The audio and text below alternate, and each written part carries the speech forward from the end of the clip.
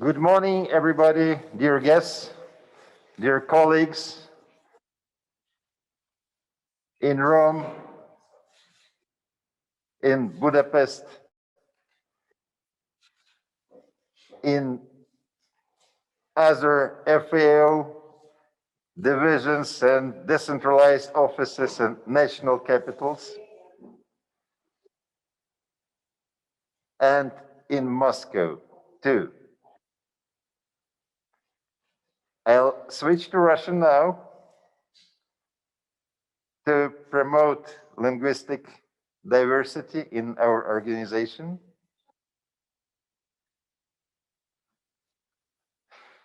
Дорогие друзья, коллеги, сегодня воистину знаменательный. Distinguished guests and colleagues, today is a remarkable day, and this day we tried to approach as fast as we could by our project team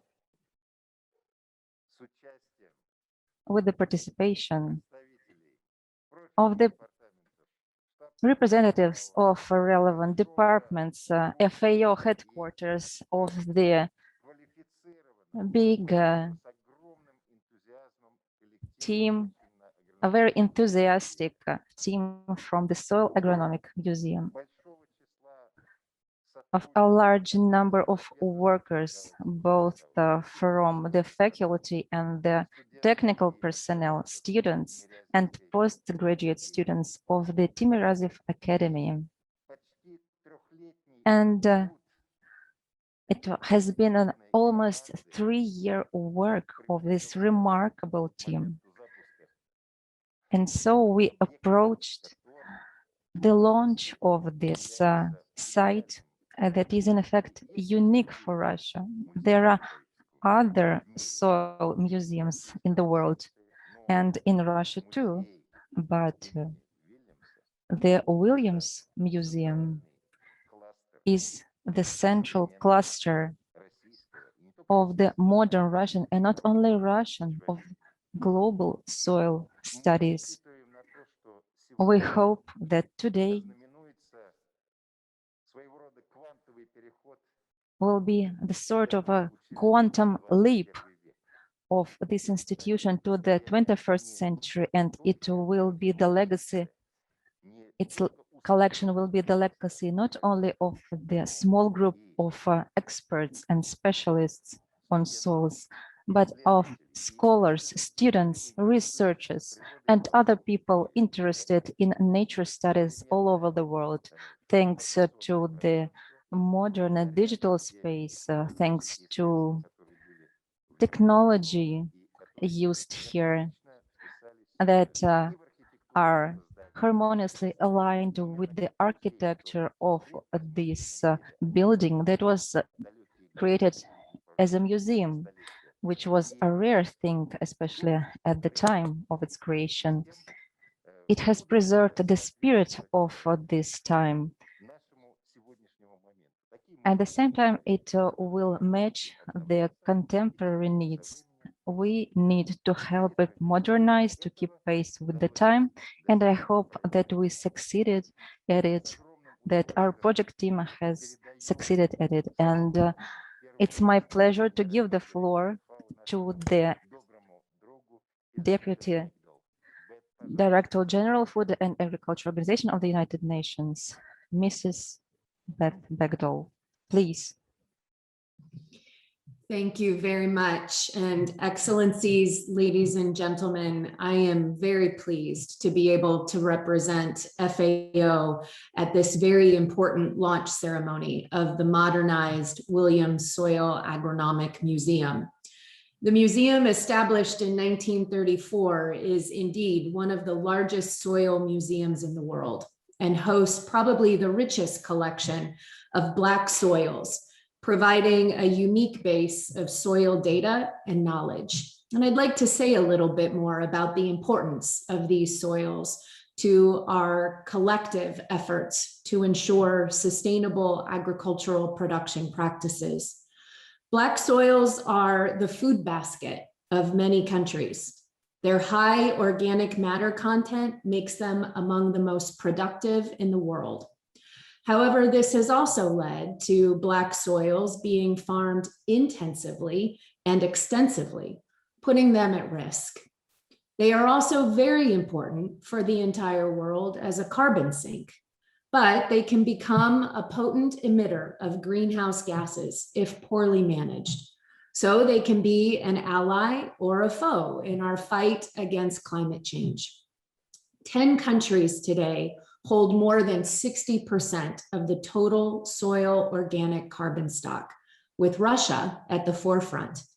Black soils require careful attention to ensure the conservation of this very important resource. And this is where the Williams Museum plays an essential role in making society aware of the importance of healthy soils for our food security and nutrition, our development, and our collective well-being. The museum's scientific and educational capacities and its historical value have already contributed to this needed understanding. I know I speak for all of my colleagues here at FAO when I say how very happy we are to see the great step that has been taken in the modernization and digitalization of the museum's information and the translation of its exhibitions into English, opening up the museum and its very important exhibits to the international community and to future generations. I would like to take this opportunity to specifically thank the Russian Federation for the financial support to promote sustainable soil management through FAO's Global Soil Partnership. We have been working together since 2015, and it is a very important and valuable relationship. The Russian Federation is undoubtedly one of FAO's key partners in ensuring that soils are given the prominence they deserve in decision-making on food security and nutrition, climate change mitigation and adaptation, conservation in biodiversity, and the health of our agro-environments. This is in line with FAO's strategic framework that supports the 2030 Sustainable Development Goal agenda through the transformation to more efficient, inclusive, resilient, and sustainable agri-food systems for better production, better nutrition, a better environment, and a better life, leaving no one behind. I would also like to take this opportunity to thank and acknowledge FAO for their support to the work of FAO and its Global Soil Partnership in particular. They have supported our efforts to improve the soil testing capabilities of laboratories worldwide, and to also strengthen farmers' awareness and capacities to adopt sustainable soil management practices. I want to send my congratulations to them for their 20th anniversary and salute the organization's continuous support to the cause of healthy soils. By demonstrating their strong support to the advocacy of sustainable soil management, both the Russian Federation and FAO have been instrumental in making the Williams Museum an example of modernization and adaptation to new technologies and audience realities. It is my hope that this modernization effort, carried out in close collaboration between the Agricultural Academy, FAO's Global Soil Partnership, and our liaison office with the Russian Federation, will enable greater cooperation between soil scientists around the world, civil society, and private sector partners. Furthermore, it should be used as a dissemination platform of soil knowledge at all scales, from school children to postgraduate students worldwide. And it should attract the attention of a wide audience motivated by the protection of this very valuable resource, our soil. Today, we launch a fully modern and global soil museum. I wish you all a very successful event today, and I know that there is a bright future ahead for the museum and for our continued cooperation. Thank you very much.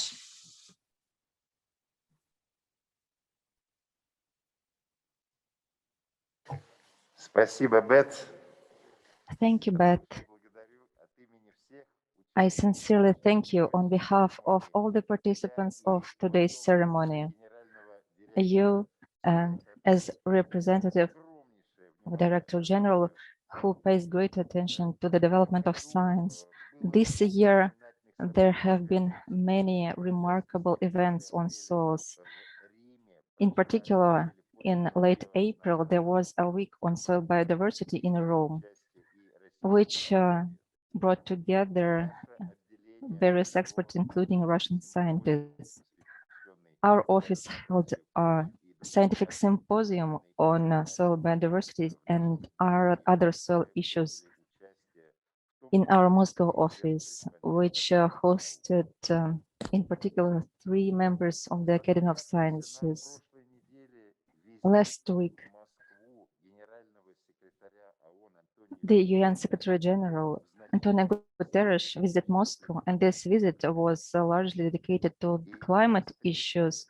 And during the meeting between Guterres and heads of UN institutions in Moscow, I chose 2 topics to draw the attention of the Secretary General. Of course, the first was the Food Systems Summit, and the second was the environmental functions of soils apart from their production functions, and the ability of soils to accumulate and capture carbon, as well as the relevance of implementation of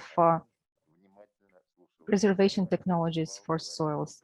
And the Secretary General nodded in consent and said he was aware of the importance of these issues for the humanity. All this great work held with the museum on the basis of a museum and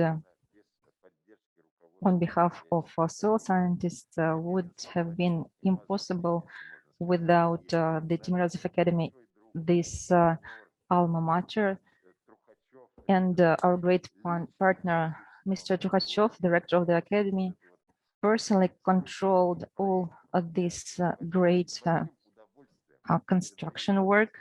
And it's my pleasure to give him the floor. Thank you so much, dear Ms. Bechdol, distinguished Oleg Kob, Olga Viktorovna, who started this activity back then, and I'm glad that you're here with us today.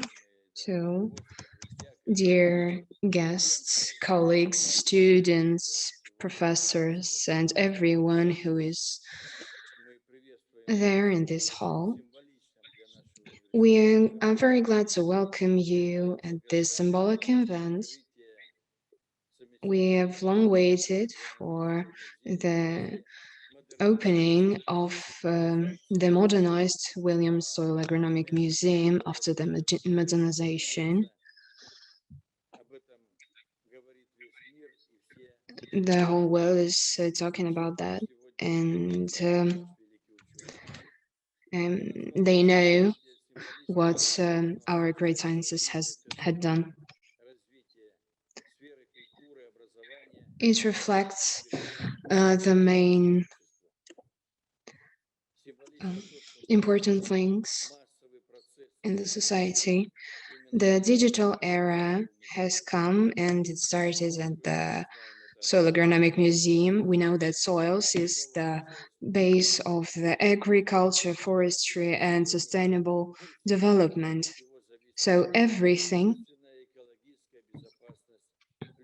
that is the base of the society in general, this direction of science was the main for Mr. Williams. So this is the future. We are very grateful to the government of the Russian Federation, the Ministry of Agriculture of the Russian Federation, Ministry of Education, Ministry of Finance, because they supported this project. And in the projects of the modernization of Williams Soil-Agronomic Museum, for the very concrete work, we want to thank sincerely our organization. So we want to thank FAO and the FAO liaison office with the Russian Federation, especially Mr. Oleg Kob.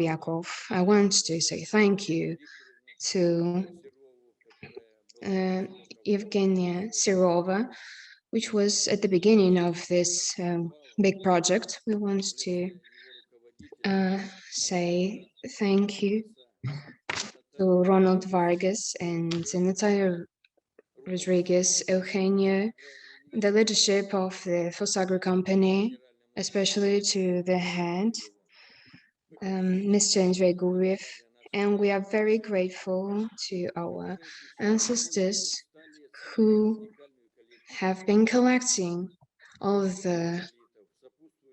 the monoliths for our collection. This collection is the climax of the collection of the agricultural collection, especially in our country.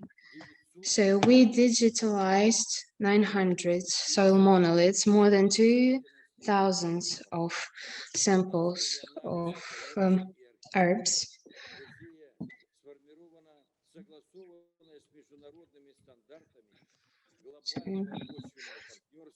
It was included in the world's classification. There were digitized portraits and passports of the monoliths. It is very important that these informational resources on soils will be available for specialists, students, and for participants all over the world, and for everyone who are interested in the sustainable soil management. This museum opens its doors in Timiryazev. And we are very glad to speak about that. It is very important, especially on the background of the global climate change. The main consultants on this topic took part in implementing this project, and I want to thank specialists from Netherlands, Spain, China, the USA, and other countries. In the updated collection, the National Geographical Community has given the special photos to this collection.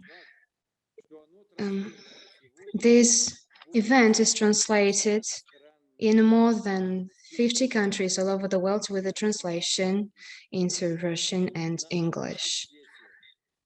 On scientific sessions, which are devoted to the opening of the modernized Williams Soil-Agronomic Museum, will take part specialists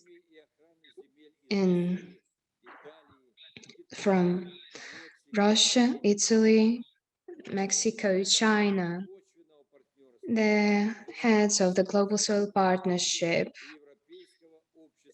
and European Community for Soil Protection. We hope that this discussion will help to strengthen our ties with our colleagues and with our old friends from 54 agrarian universities of the Russian Federation, and this experience of the friendly and good work will be achieved.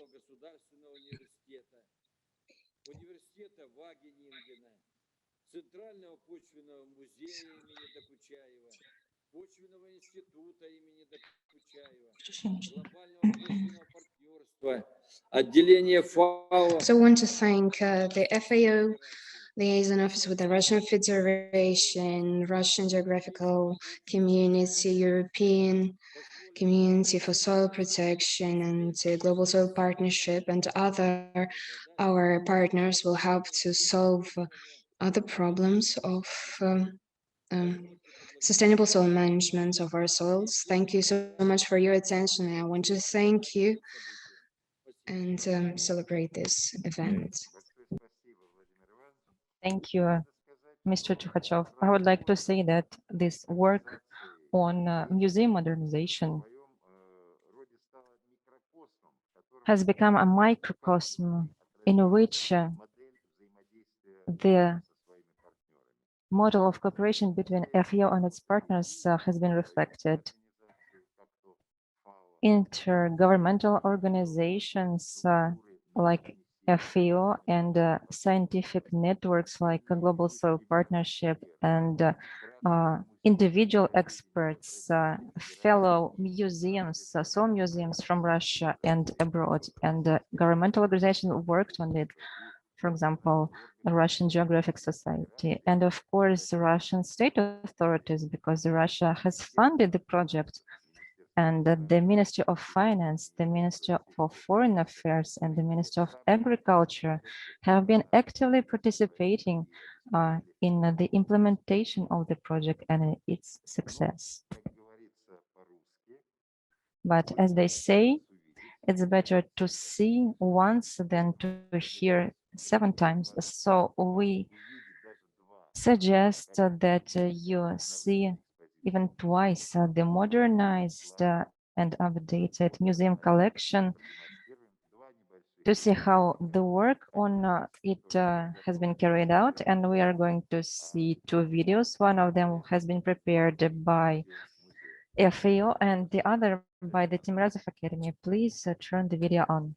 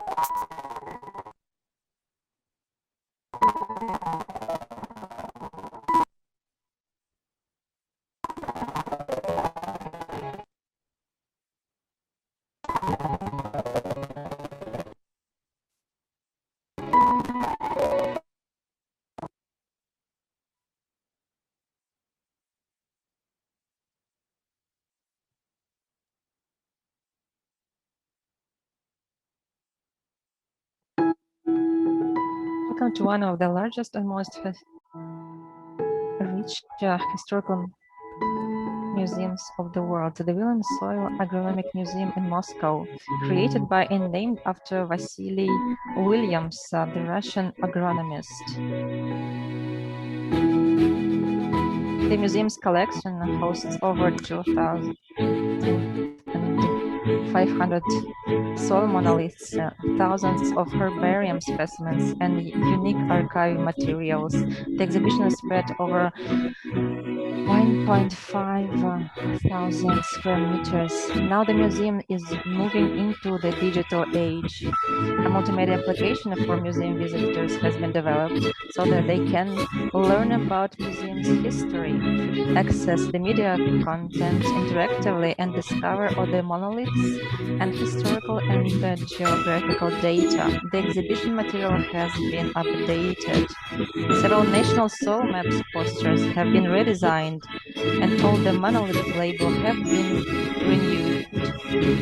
And the names and signs have been updated as well, thanks to the financial support of the Ministry of Finance, the Global Soil Partnership, or the FAO.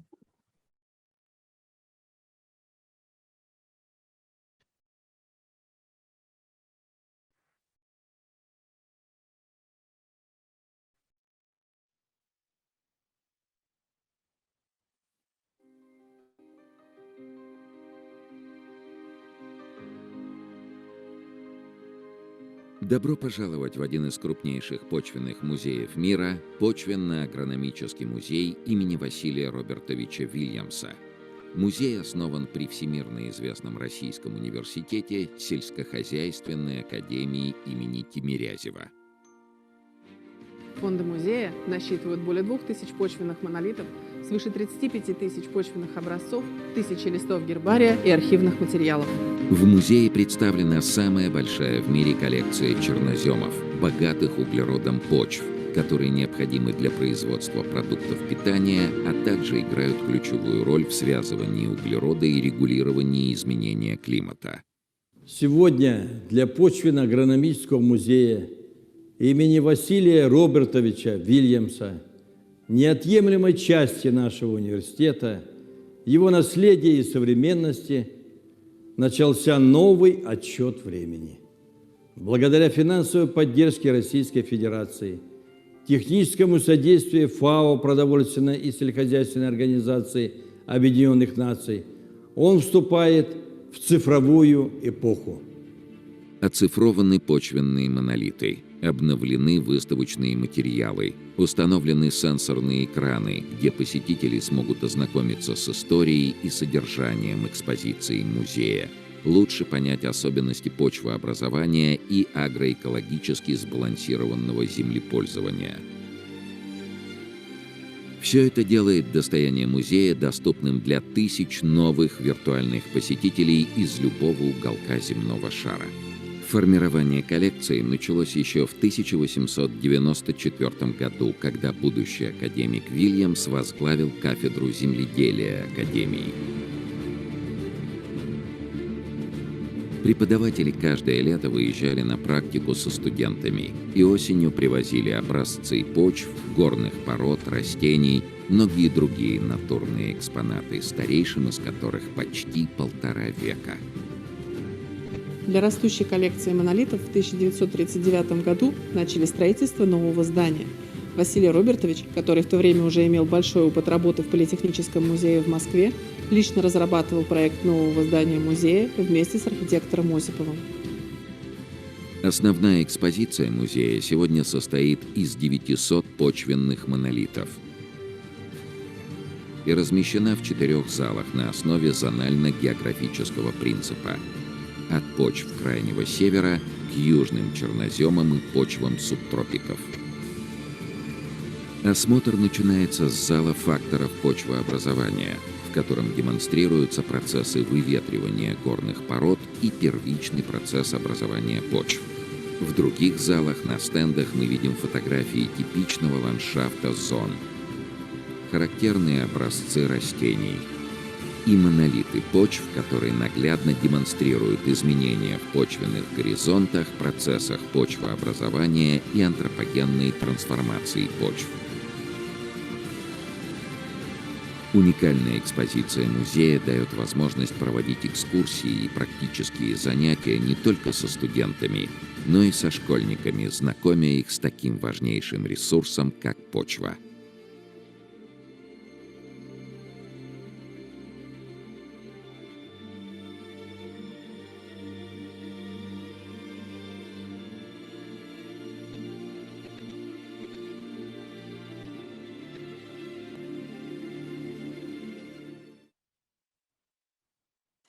Большое спасибо. Thank you so much. Первый ролик был подготовлен The first video was prepared by the FAO Secretariat and the second by the Timiryazev Academy. And you can see that the quality of a Russian video was higher because perhaps there was more modern equipment. This tells us that the funds were spent not in vain. So if we return to the funding issue, it is at the heart of any productive work, and this large-scale work, of course, required great funding. The modernization project is unique, including because usually the FAO doesn't provide technical assistance.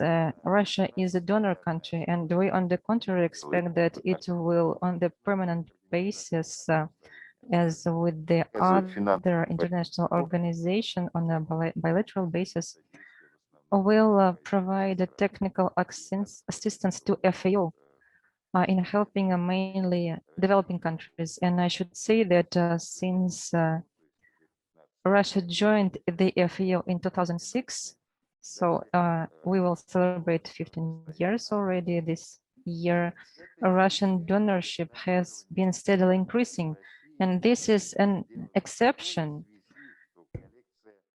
was made because the museum's collection, and many have been and will say that, is beyond national borders. It's of global importance.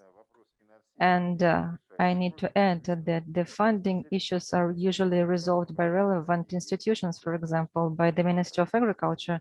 And in each country, the donorship process is usually quite long.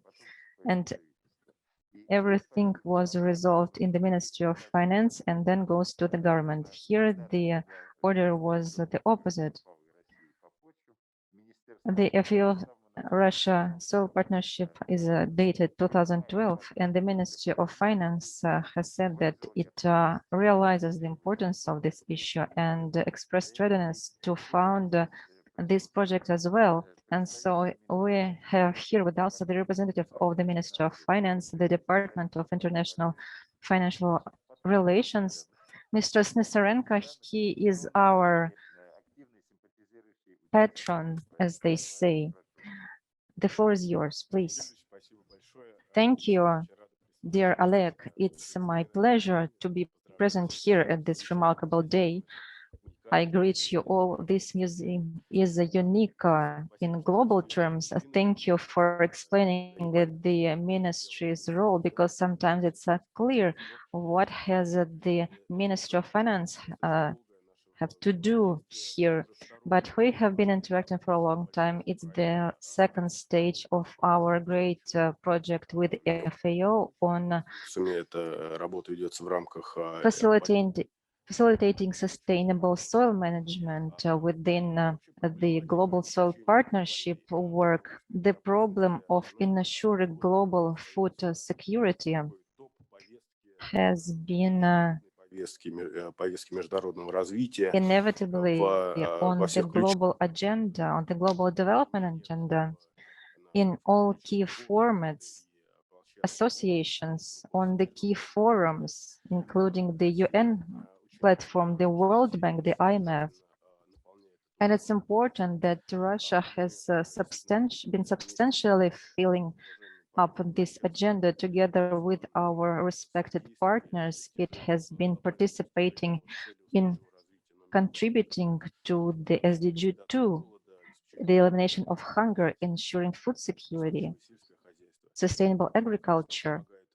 And in this, FAO helps us a lot. This is a renowned institution of development with a vast experience in implementing the most complex and breakthrough projects. We thank you for the cooperation. It's always a pleasure to work with you. Your projects are always efficient, very result-oriented. We are glad to know that this agenda has not been limited only to, for example, the museum. In general, we are conducting a large scientific work We have projects on food security in our portfolio, and the Eurasian Center on Food Security is actively participating in this work. This is part of Russia's effort on eliminating world hunger. And we, as the Ministry of Finance, are happy that we can effectively use our resources. We are glad that the private sector is involved in financing such events, and the implementation of such projects contributes to preserving the role of Russia in food security as a leader in this field, as well as in the field of sustainable agriculture. Our expertise is in demand all over the world. We see the demand for our experts. And this topic is of acute importance, and its importance only increasing. We are contributing to the mechanism of promotion of our expertise on the international arena. We are helping our friends and partners around the world through our experts, and the digitization and modernization of the museum is inscribed in this work. We are ready for cooperation. We are ready to facilitate the promotion of our expertise on the international market. I would like to thank all the colleagues. My congratulations. Thank you so much. And I'm glad that we've managed to show tangible results of this project, because sometimes all the outcomes, reports are only presented as a paperwork. And here you can see everything yourselves. And if you have the opportunity, please tell your supervisors that these investments have paid off. Russia views positively all the projects in food security and agriculture that are implemented by international organizations, because apart from FAO, there are other organizations in Rome, for example, the World Food Program, and sufficient and significant funding is allocated there by Russia. And of course, Russia appreciates the role of World Food Program, and it received a Nobel Peace Prize last year. Also, we have the Agricultural Development Fund. It's a relevant institution that contributes to the function of Rome organization. It finances farmers, small and medium enterprises. It improves livelihoods. And of course, this partnership would not have been possible without the support from relevant authorities like the Ministry of Agriculture and the Federal Service for Veterinarian Control. I mean, Rospotrebnadzor and Rossельхознадзor, within their competence, usually give a beneficial expert conclusion on this project. And of course, the Ministry for Foreign Affairs of Russia has been contributing to this work. It is responsible for foreign policy and coordination with other stakeholders on the international arena. And therefore, I would like to give the floor to our long-standing colleague and friend, Deputy Permanent Representative of the Russian Federation to FAO and other Rome-based agencies, including IFAD, Ms. Dilara Ravilova-Borovik. Thank you. Thank you so much, Mr. Kobikov. First of all, I want to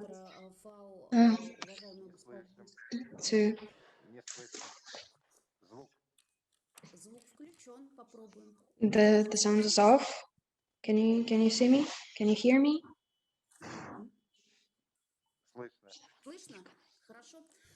Can you hear me? Thank you. I'm sorry, it's like technical problems. First of all, I wanted to greet the Deputy Director-General distinguished Ms. Bechdol, the leadership of the Timiryazev Academy, the representatives of the Ministry of Finance and other special agencies, and also the team of the project, the work on which we are finishing today, but still this is the beginning of our way. The Как самостоятельное the загранучреждение. permanent mission doesn't have a long history. It's about 10 years. 3 teams of diplomats, which has been working in Rome, see as one of the priority direction between the FAO and the Russian Federation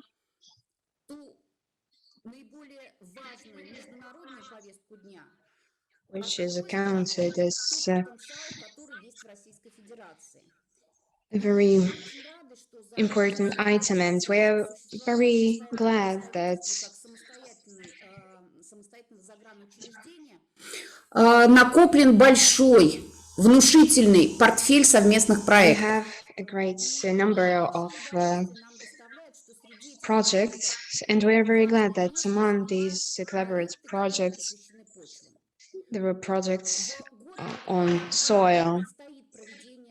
This year, when we'll have the Global Food Summit, it's the pleasure that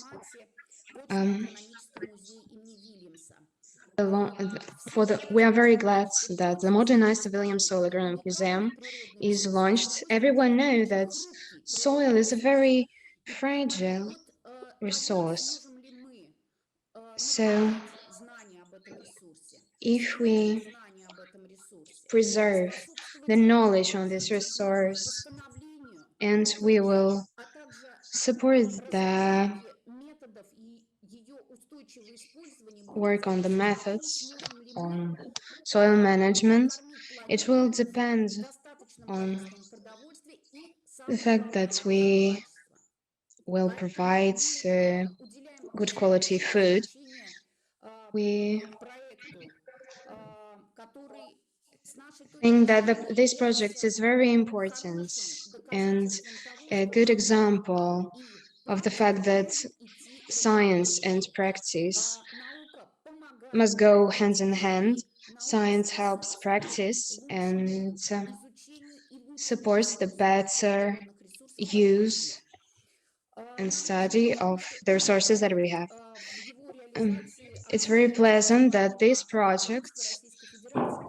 in the implementation of this project, not only the government of the Russian Federation took part in it, but also other partners.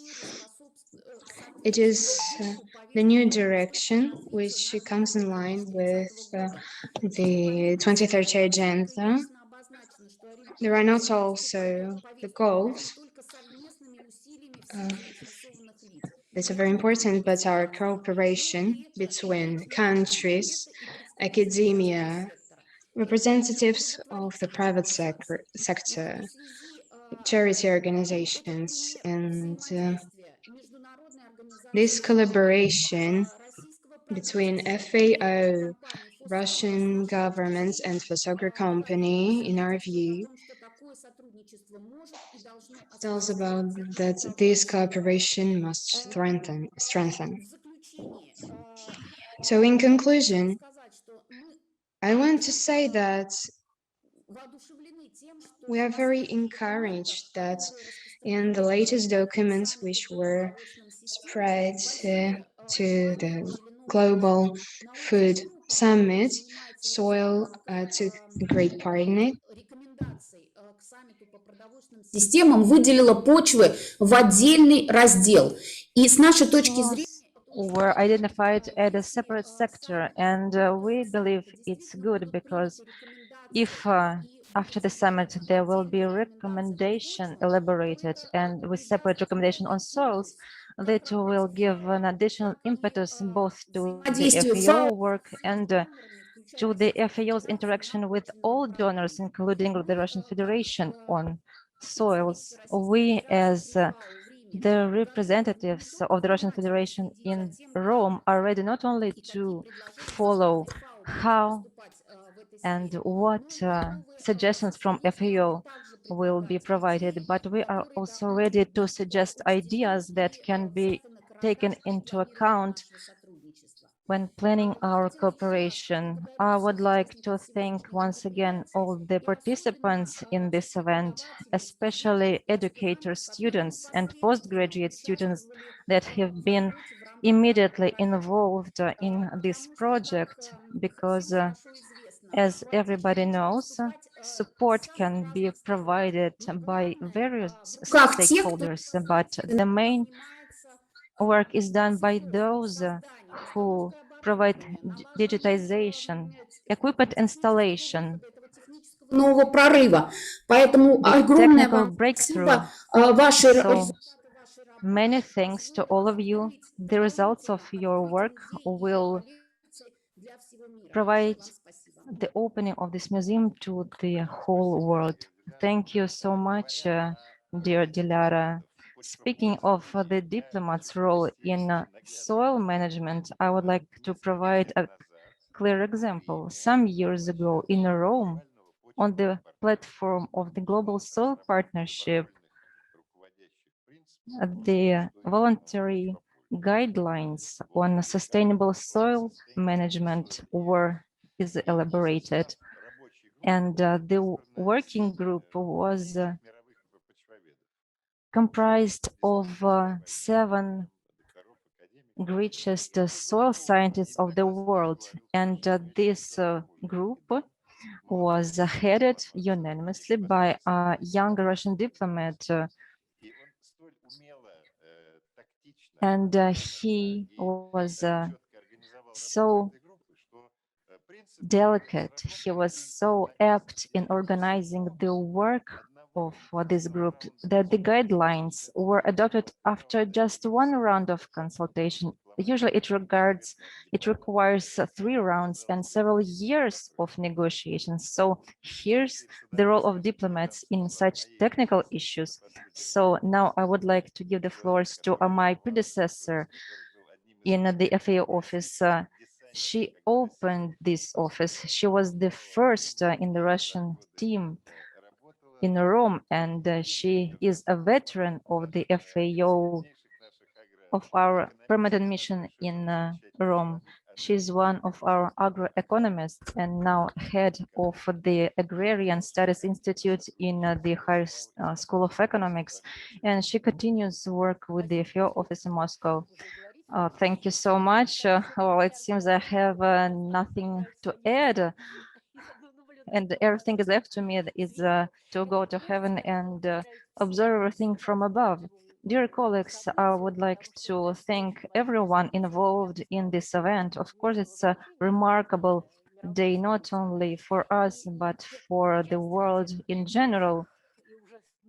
Thank you to all those involved and to the beneficiaries of the process, to the scholars, students, and agricultural producers that will benefit from this work. We understand that soils are our future food. A lot has been said today, but I would like to draw your attention to some particular details of the project because I have been at the source of it. The speed of this work has been remarkable. The 3 ministers of foreign affairs, of agriculture and finance have agreed on this project. I have been working with the Russian government for 30 years. Everybody realized the importance of this process quickly and gave their consent immediately. And the second unique feature of the project, as some have said, is that it's a private-public partnership, the partnership with non-governmental organization. It's literally the government of scholars. There have been a large group of researchers, including from the Timiryazev Academy, and I would like to thank it for this consolidation work. the involvement of students is also very important. And I, as a veteran educator, I believe that this is a very important contribution. So this project has played a consolidating role. The third feature is the following. As Mr. Kobякov has said, when we are speaking about world food security, we usually talk about money. Everybody needs money, and it seems that everything will be fine if you have money. But the FAO work has proved that it's not so. And Russia has shown an excellent example here. Yes, of course, so we have done something for our money, but we are greatly contributing to the world food security because knowledge on soils, and this museum is not some particular national museum, it has global importance. And by the way, here in Russia, we have made an attempt to another collection. We wanted to open it up to the world, but this attempt unfortunately was not successful. And another unique feature that I would like to note is that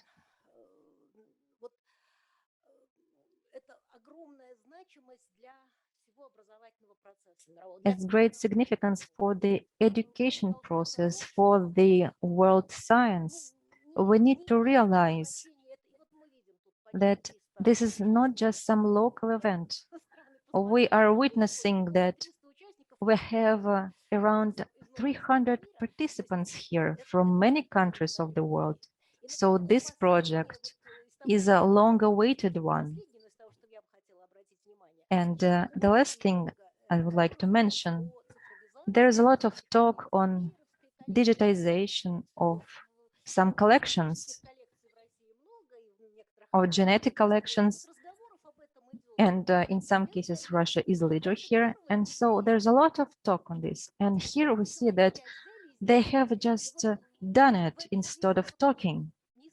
So in this regard, I would like to express my deep admiration to those who have done this. And I see the major contributors of this project here. Thank you so much. This event is of global significance. And finally, I am happy that this launch has been carried out in the Timiryazev Academy. In some periods, it lost its significance, but I hope that this event contributed to the restoration of its world relevance. Thank you to all of you. Thank you so much.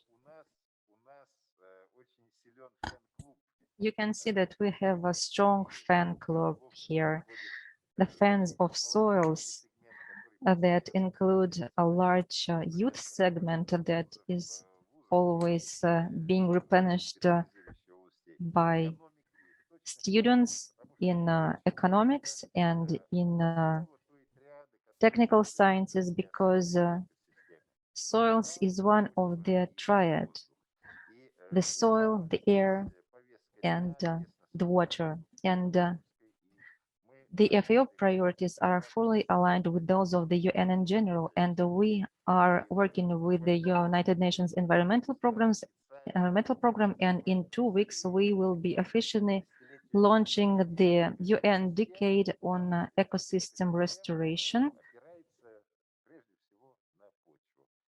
And all ecosystems are based on soils. And I would like to give the floor to Vladimir Mashkala, representative of UNEP in Russian Federation. He is our long-standing friend and partner. Thank you, dear Mr. Kobyakov. I would like to thank all the colleagues that have contributed to the creation, or rather to the upgrading of the museum. It's digitization. I have geographic education, And I am now remembering the soil studies lectures, all the practice, and the professors that I had. They were remarkable people, and they managed to instill love for soils in us. Soil is alive, it's a live organism. And I can remember,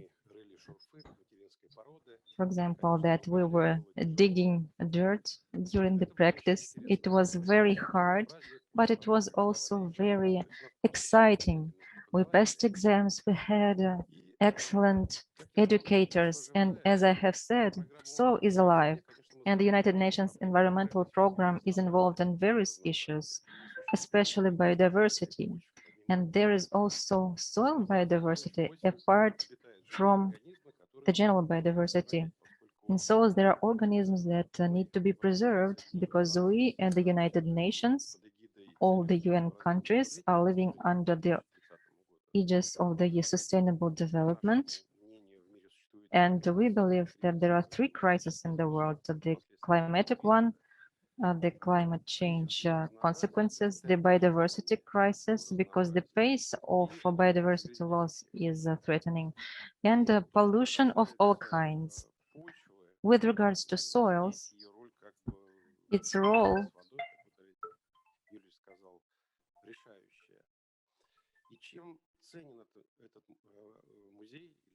this museum is precious, as well as the provision of digital access to it, because regardless of our aims,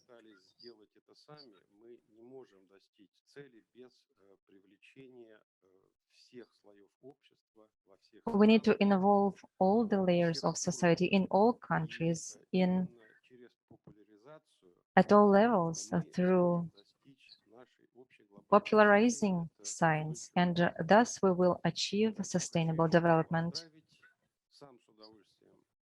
So, my congratulations. It will be my pleasure to visit the museum, because soil is an interesting living organism. Thank you so much. Dear colleagues, the thing that unites the past, the present, and the future, including the modern technology, is the tradition. For Russia, soil traditions are sacred. And one of such tradition is when opening something new, we are cutting a ribbon. And this ceremony is dated back to pagan ceremonies, and the FAO supports it. And so I invite our participant to cut this ribbon to open the modernized museum.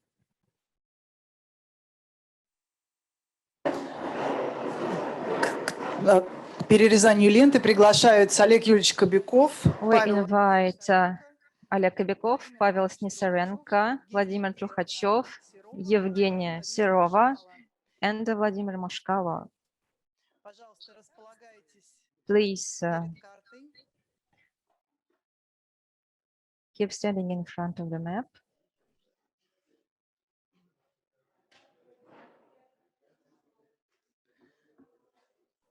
Прошу вас расположиться.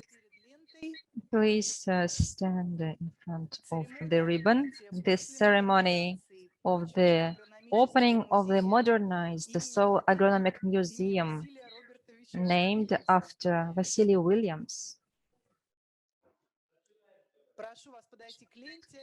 Please approach the ribbon.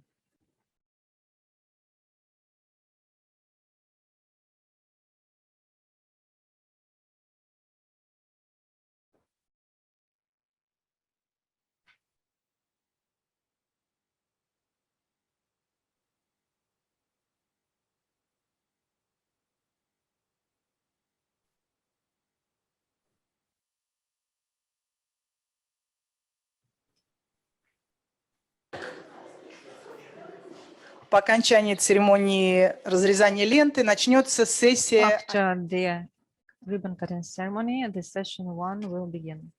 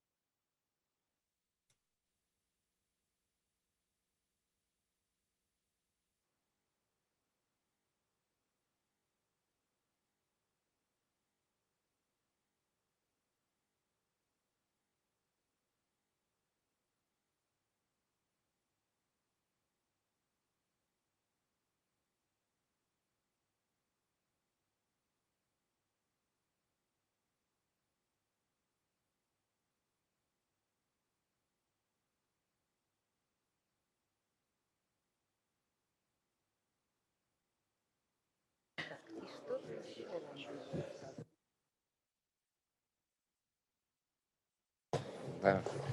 Дорогие коллеги, начинаем. Все готовы? Are you ready? After the completion of our official ceremony, we start the most interesting and the most useful, at least for specialists and experts. And we are working for their interests. This is a large and fruitful work and activity. And I want to give the floor to И остается мотором. a personality who was the initiator of this process, who has a powerful energy, enthusiasm. He has like an engine in his heart, referring to the Soviet poetry. It's our dear friend, Ronald Vargas. He works for the headquarters of FAO, and he's a secretary Global Soil Partnership. He will deliver, unfortunately, his speech, Надеемся его увидеть после. unfortunately online, but he's a frequent guest in Russia. And in order, well, he will provide the main presentation today. Ronald, the floor is yours. Dear Oleg and dear colleagues, first of all, congratulations for such a nice ceremony today for inaugurating the modernization of the Williams Museum. Definitely, this is a milestone for our excellent relation and contribution and work and cooperation with the Russian Federation and colleagues. And well, here, before I enter into my presentation, I want to express our gratitude, of course, to all colleagues who have been part of this very demanding work, colleagues at the Timiryazev Academy, of course, also colleagues in our FAO offices in Moscow. And I should not forget my colleagues in our team who worked hard. Especially, I need to recognize my colleague Natalia, who has really working day and night trying to make this work a reality. So I'm really grateful for that. And Oleg, of course, Oleg is one of the founders of the Global Soil Partnership. So I'm really glad that he's chairing this session, but also that he has been leading all this work. So allow me to now share my screen and try to present a sort of introduction, because there are many presentations today, and I'm sure colleagues will be happy to see different ones.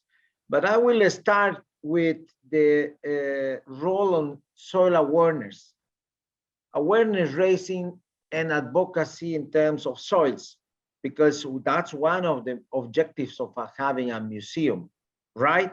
And I must say that scientists know very well this, that healthy soils are very important for ecosystem services. And today we heard from many of authorities, decision makers, which of course are our target group as well. But what about non-soil scientists? What about general public? Are they really aware of this? Because this is very important for us to understand. Soils should be serving others, and soils should be appreciated by others, not only by soil scientists, because otherwise we will not have an impact. And we want to have, because we want all these ecosystem services to be serving people. Something very important is that for a long time, soils have been associated only with crop production. Of course, food security is our prime objective, but soil provides us more. And that's not something that we have been showing, and we have been taking, let's say, to the level of application. And whenever there was a project or there was any activity related to agriculture, soil has been given some amount of resources for purchasing fertilizers. So this idea needed to be changed because, as I showed before, soils provide much more than that. And we therefore need to take an integrated and sustainable management of it. And that required a mindset change. But how to raise awareness on this topic? Because sometimes, you know, they said we need to make soils more appealing, more sexy, because we cannot really get people, general public, even my children attracted to this. So how to do it? Of course, it's very challenging. When we started all this, and I'm sure Oleg recalled very well, this goes back to 10 years ago.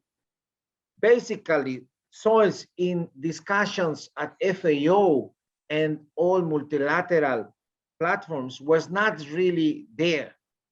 Okay, why? Because they take it, the people were taking by granted that soils were already covered, as I said, by the purchase of fertilizers, so we are fine. But then we really needed assessment of the situation, and we did.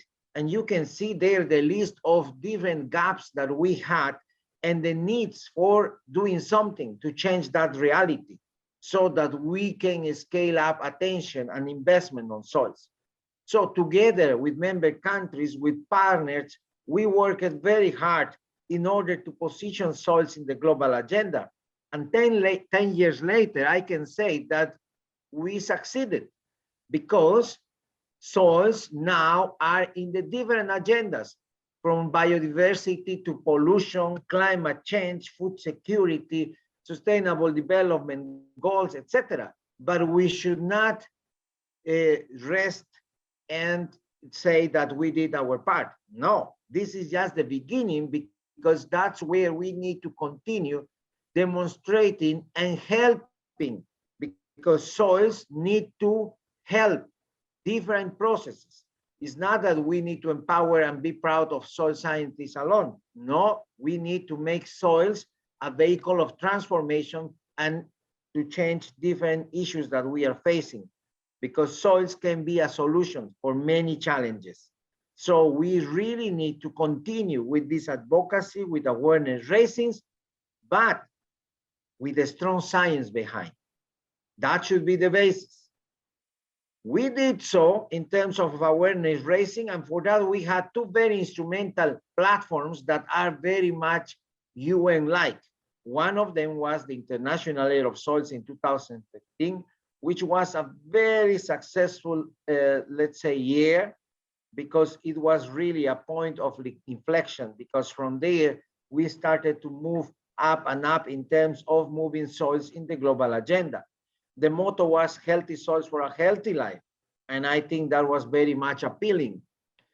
And then we had the World Soil Day that started, let's say, in 2002 as an IUSS event, but then in 2014, we started already celebrating as a UN Day, which makes, of course, a difference.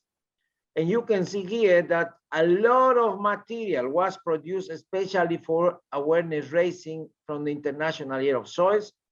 And a lot of material is produced every year for the World Soil Day celebrations.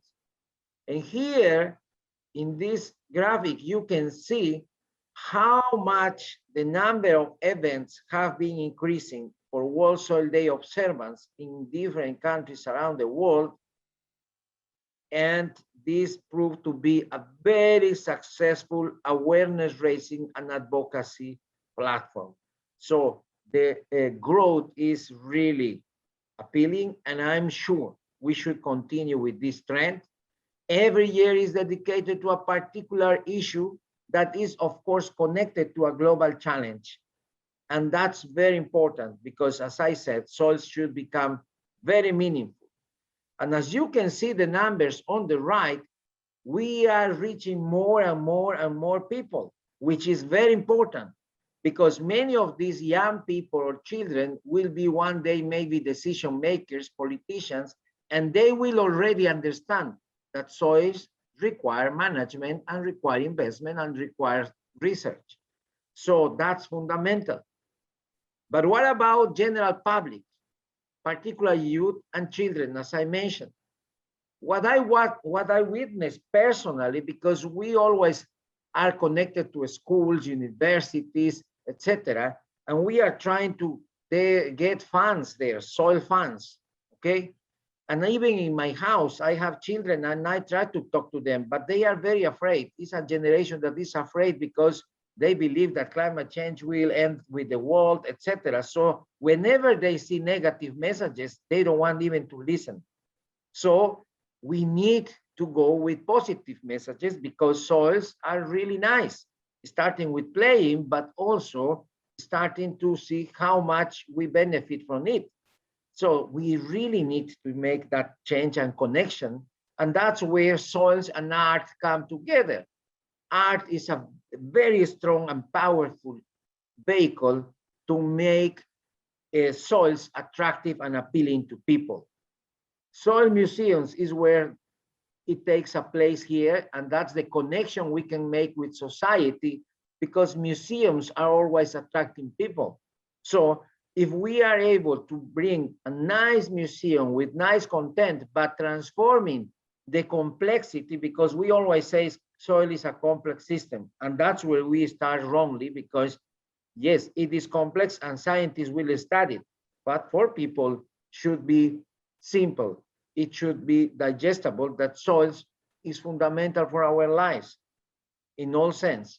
So a museum is a very powerful tool to help us on attracting youth, attracting general public, so that they can realize the connection of soils with environment, with nature, but also with our lives. And I'm very happy that today we are dedicating to the launch of this museum. We want this museum to become the global soil museum because it has also a virtual capacity. So we will be making diffusion of this museum through all our networks so that people do not need to travel to Moscow. I hope they could, but they could also already enter into the very rich collection of soil and historical soils in this museum. So we have to make this, and people should be able to visit and navigate about it. I'm really grateful again for this, and I conclude with my presentation here, congratulating all of you again and telling you that this is the start, and we should continue thinking that soil is dynamic and our museum should be also dynamic in order to portray what we want to do, that soil is alive. Thank you very much for the opportunity.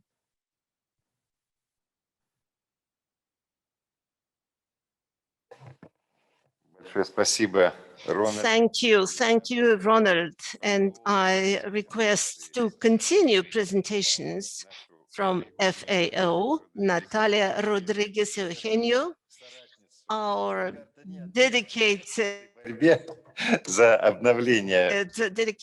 colleague. Natalia, the floor is yours.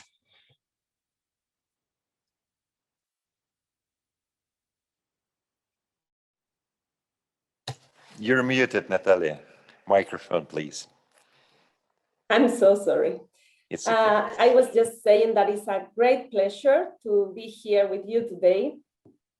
Indeed, it has been quite a long process to reach this moment, but we are all very happy with the result, and we hope that you also enjoy the museum. As Ronald said, it will be available online very soon. We are just finalizing the last things, and all the participants here and everyone from wherever it comes will be able to visit the amazing museum we are launching today.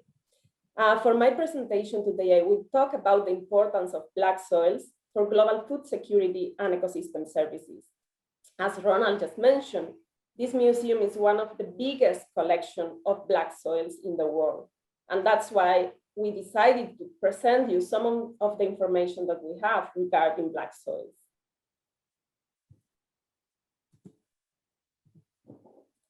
Okay, so black soils are black in color with high content of soil organic carbon. They are named differently in different parts of the world.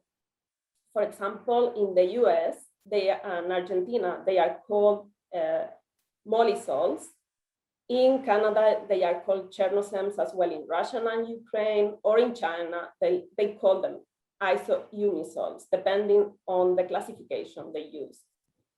As Ronald also said, also our deputy director from FAO mentioned, that 10 countries in the world host the huge stock of soil organic carbon, and all this carbon is stored in black soils. Based on the global soil organic carbon map that you can see on the screen, and it was developed by FAO and the Global Soil Partnership back in 2017, black soil countries are also the top soil organic carbon stocks countries. So black soils are very important for soil organic carbon sequestration. As you can see also in this map, 62% of the world's black soils are devoted to crop production, which accounts for 19% of the world's cropland. This means that black soils are our food basket. Black soils are often recognized as inherently productive and fertile soils.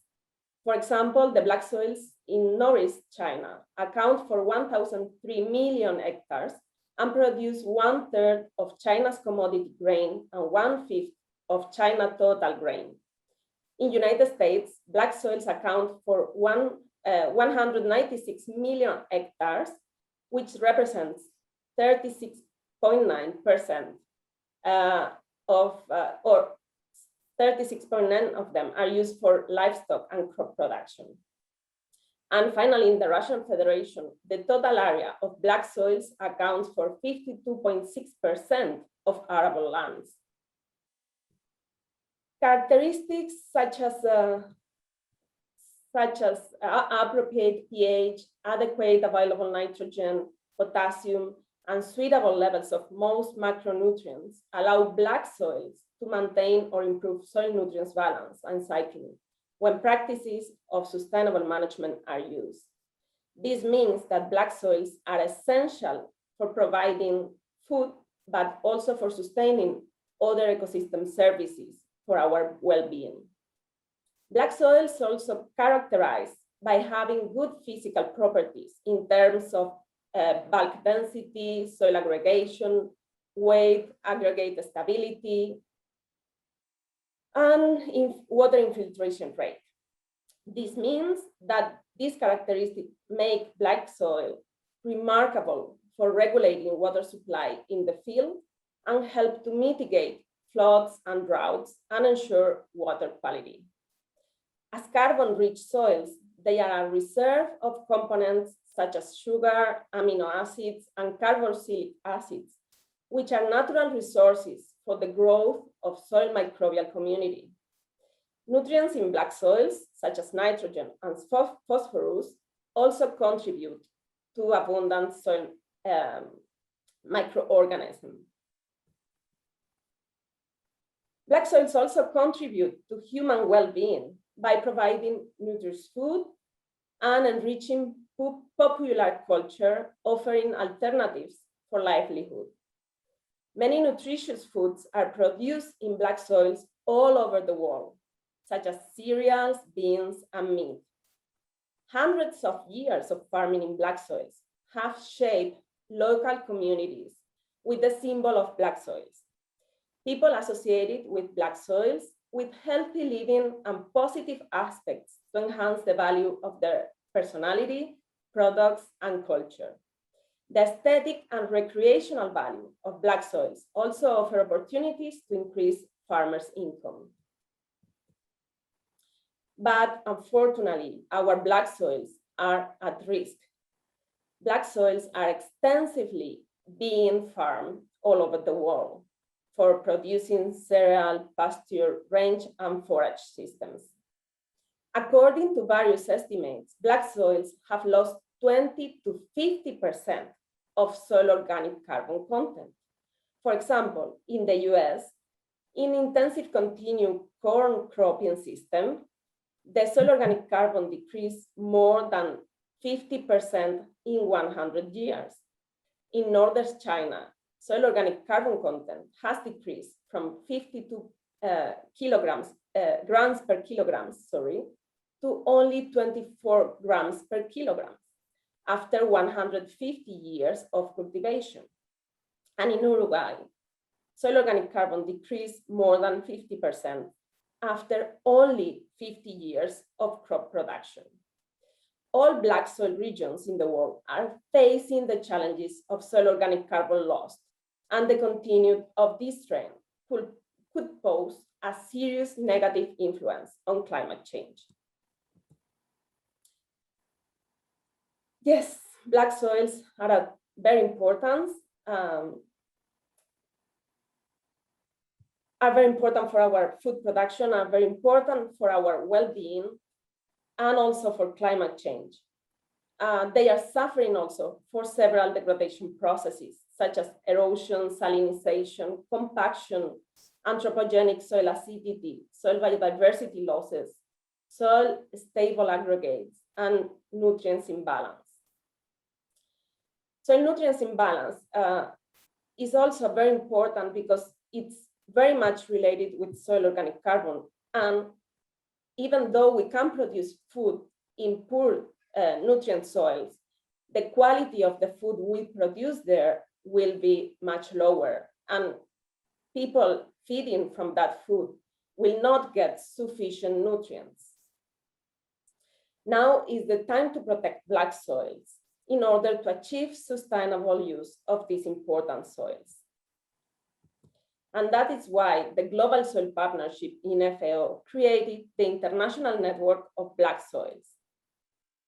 Considering the great importance of black soils and the risk of severe degradation, it has become crucial to promote their sustainable conservation and use, and to unlock the potential in the longer term to support food security while protecting the environment and mitigating climate change.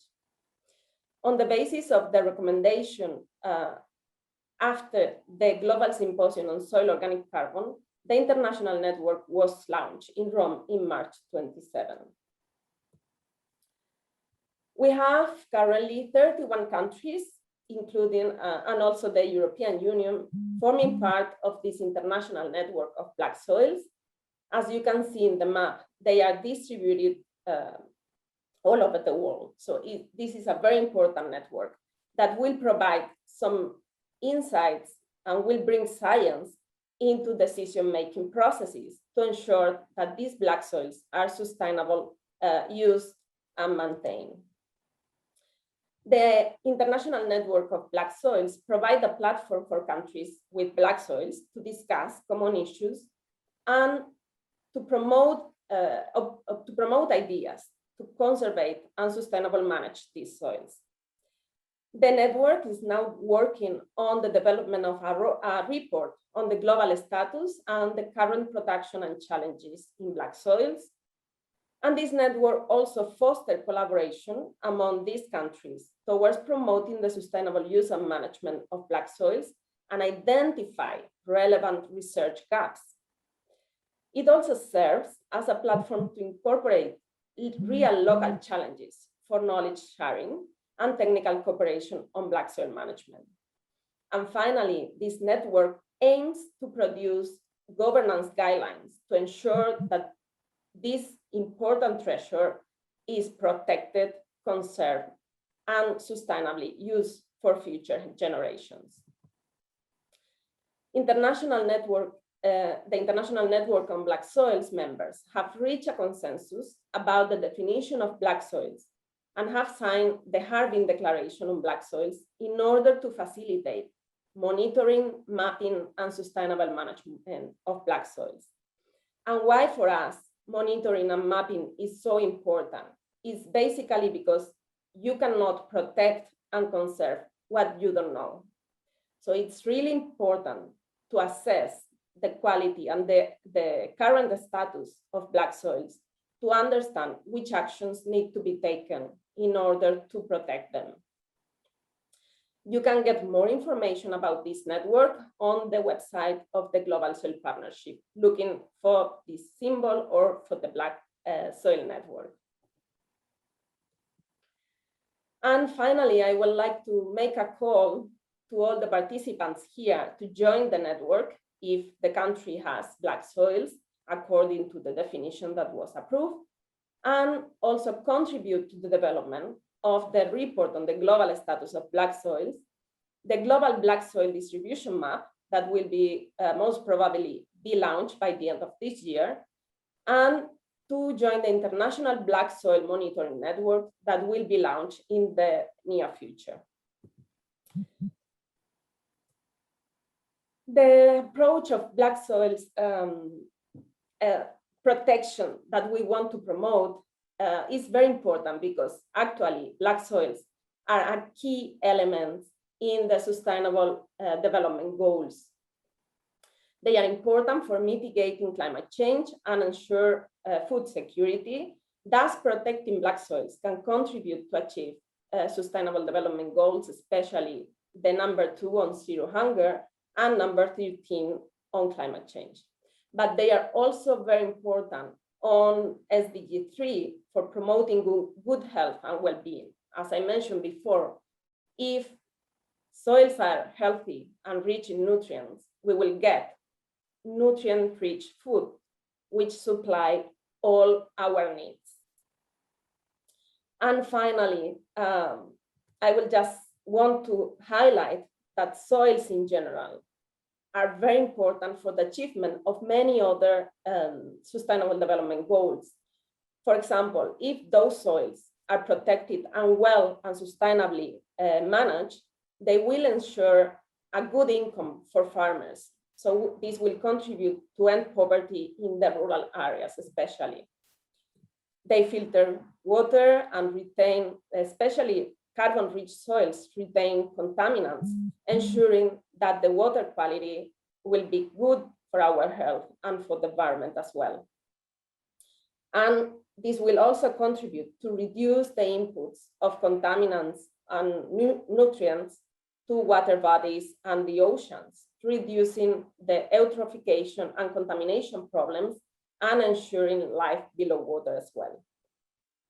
And with this, I finish my presentation. I thank you all for your attention and for your presence in this seminar, and I hope you enjoyed the rest of the seminar. Thank you very much. Большое спасибо, Наталья.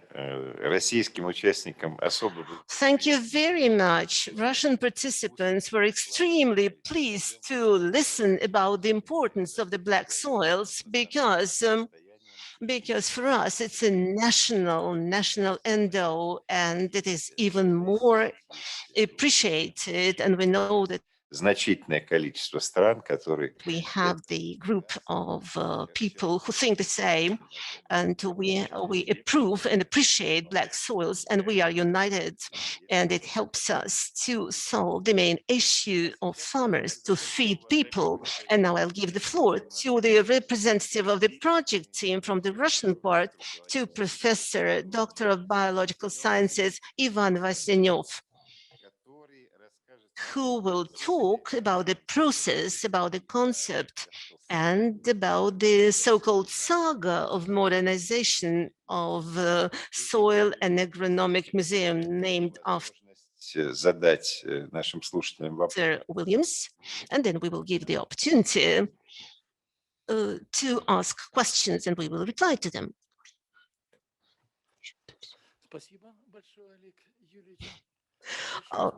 Thank you very much, Oleg Yulyevich. Thanks to Ronald and Natalia, not only because they supported our activities within the Global Soil Partnership, not only for people, soil science, but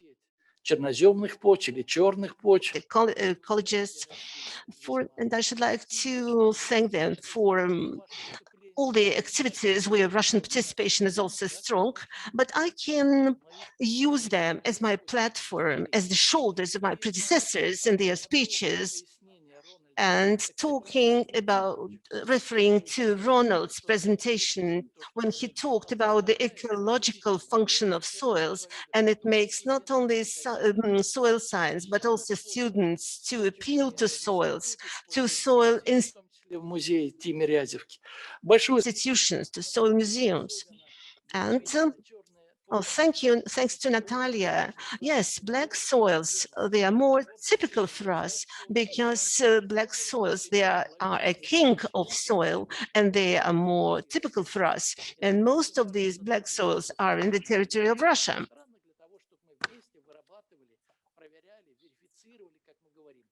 So it is very important for us to work with our colleagues to verify, to check, and to find out the best possible opportunities to use this soil. But my presentation today will be dedicated, as was agreed with FAO. It will be dedicated to digitalization of the Soil Agronomic Museum. It involved a great number of people, and first of all, representatives of the Timiryazev Academy, and we should like to express thanks to our colleagues from different countries who at the early stage took an active part in consultancy, in working out the strategy, in technological matters. And first of all, I should like please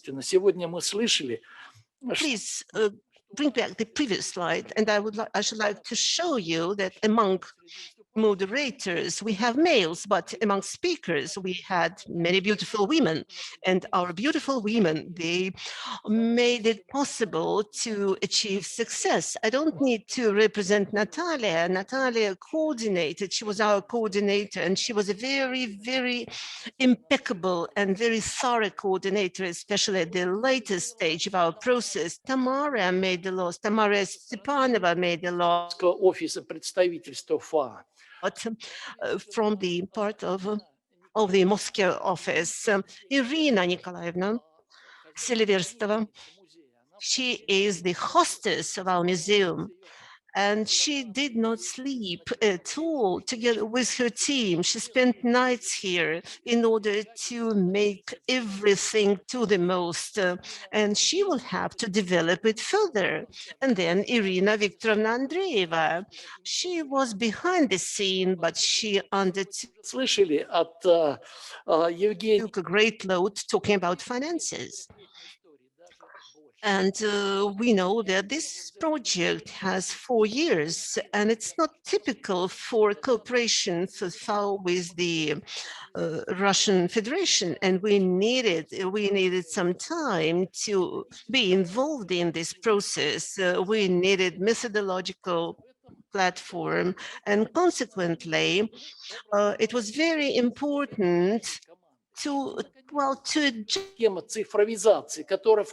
just our work with all members of our team. And finally, we had to work out the descriptions. For example, the description of the soil monolith, it's standard for soil science, but it was not simple because these monoliths were collected during 100 years, and the primary classification and the term classification was different. We have 35 different components, but we needed to agree them upon, and they were collected with different time.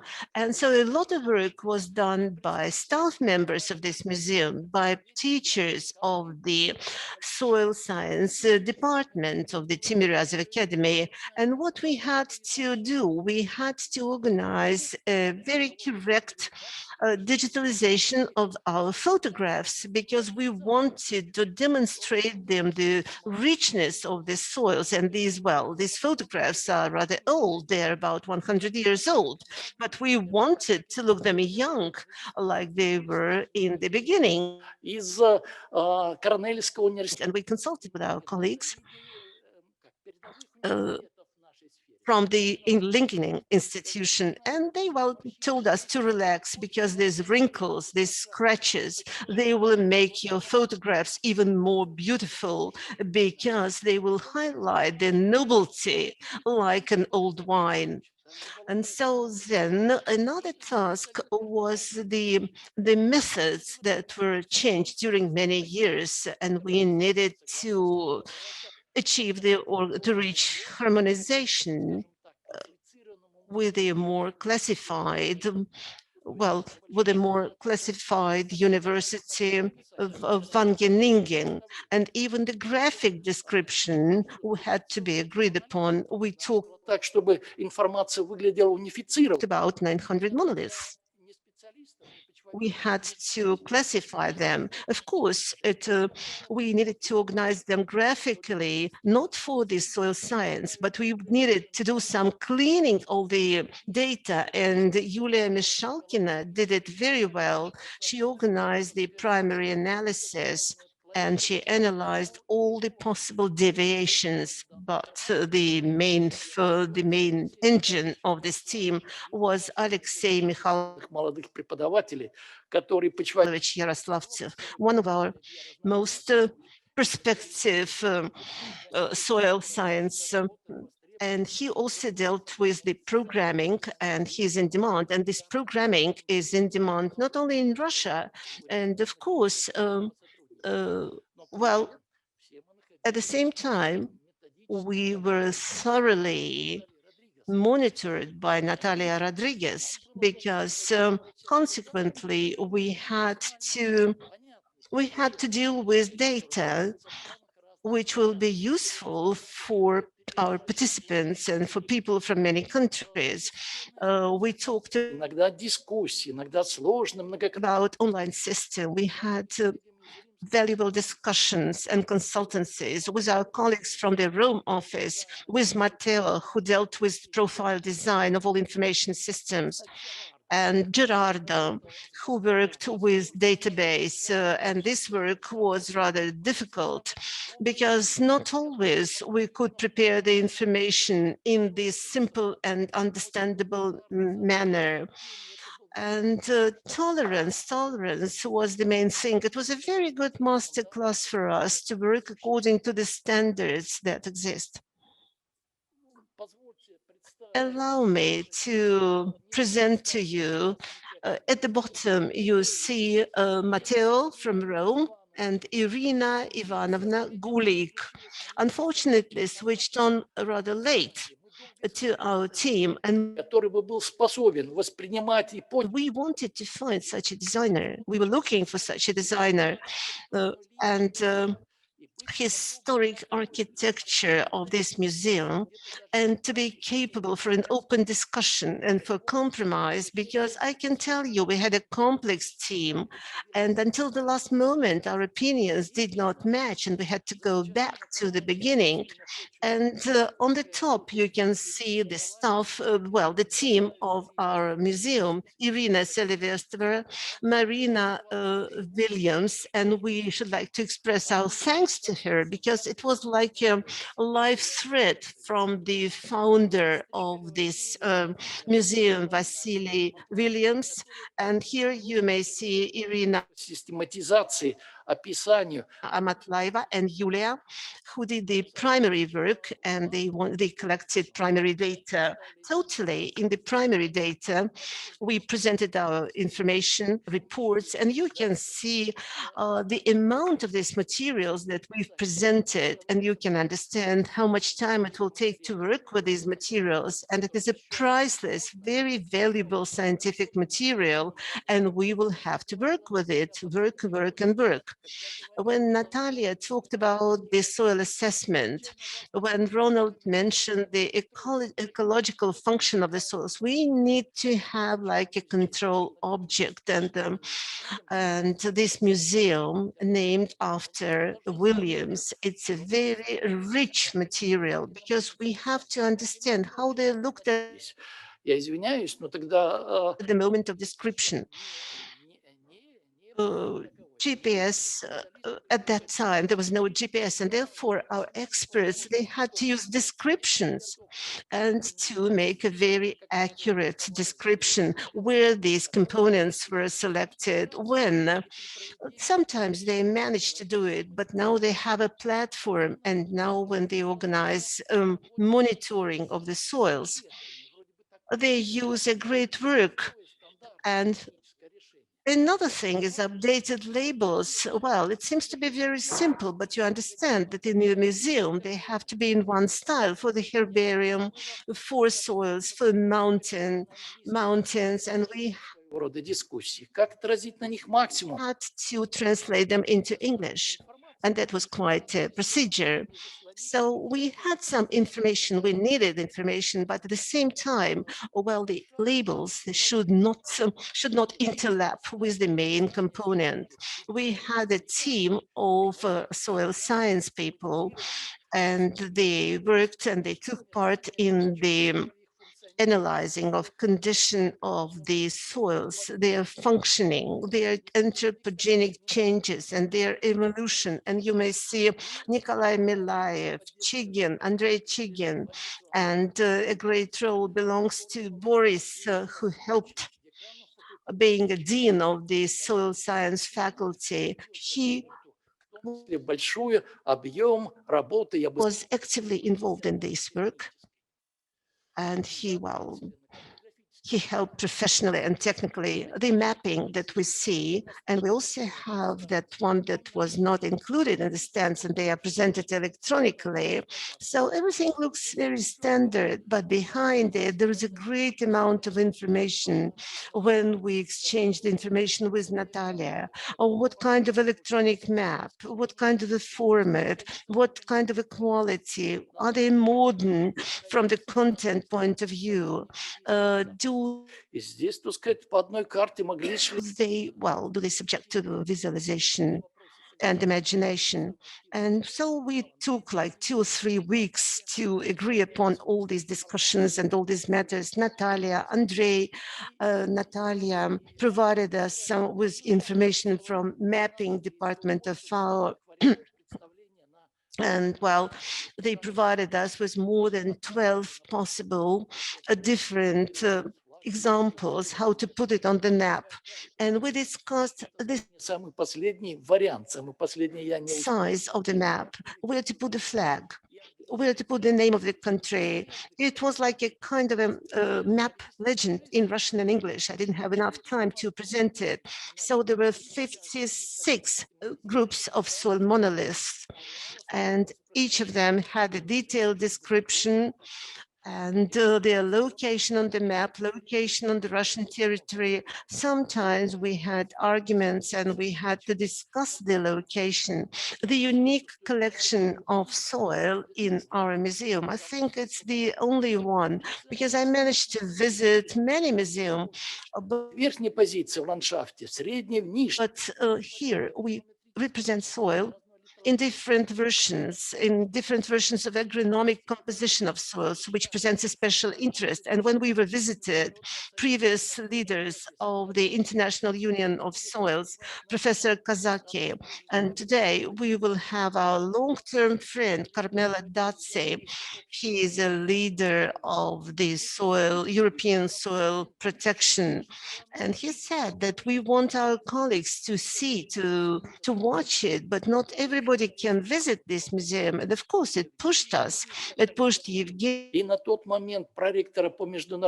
Sirova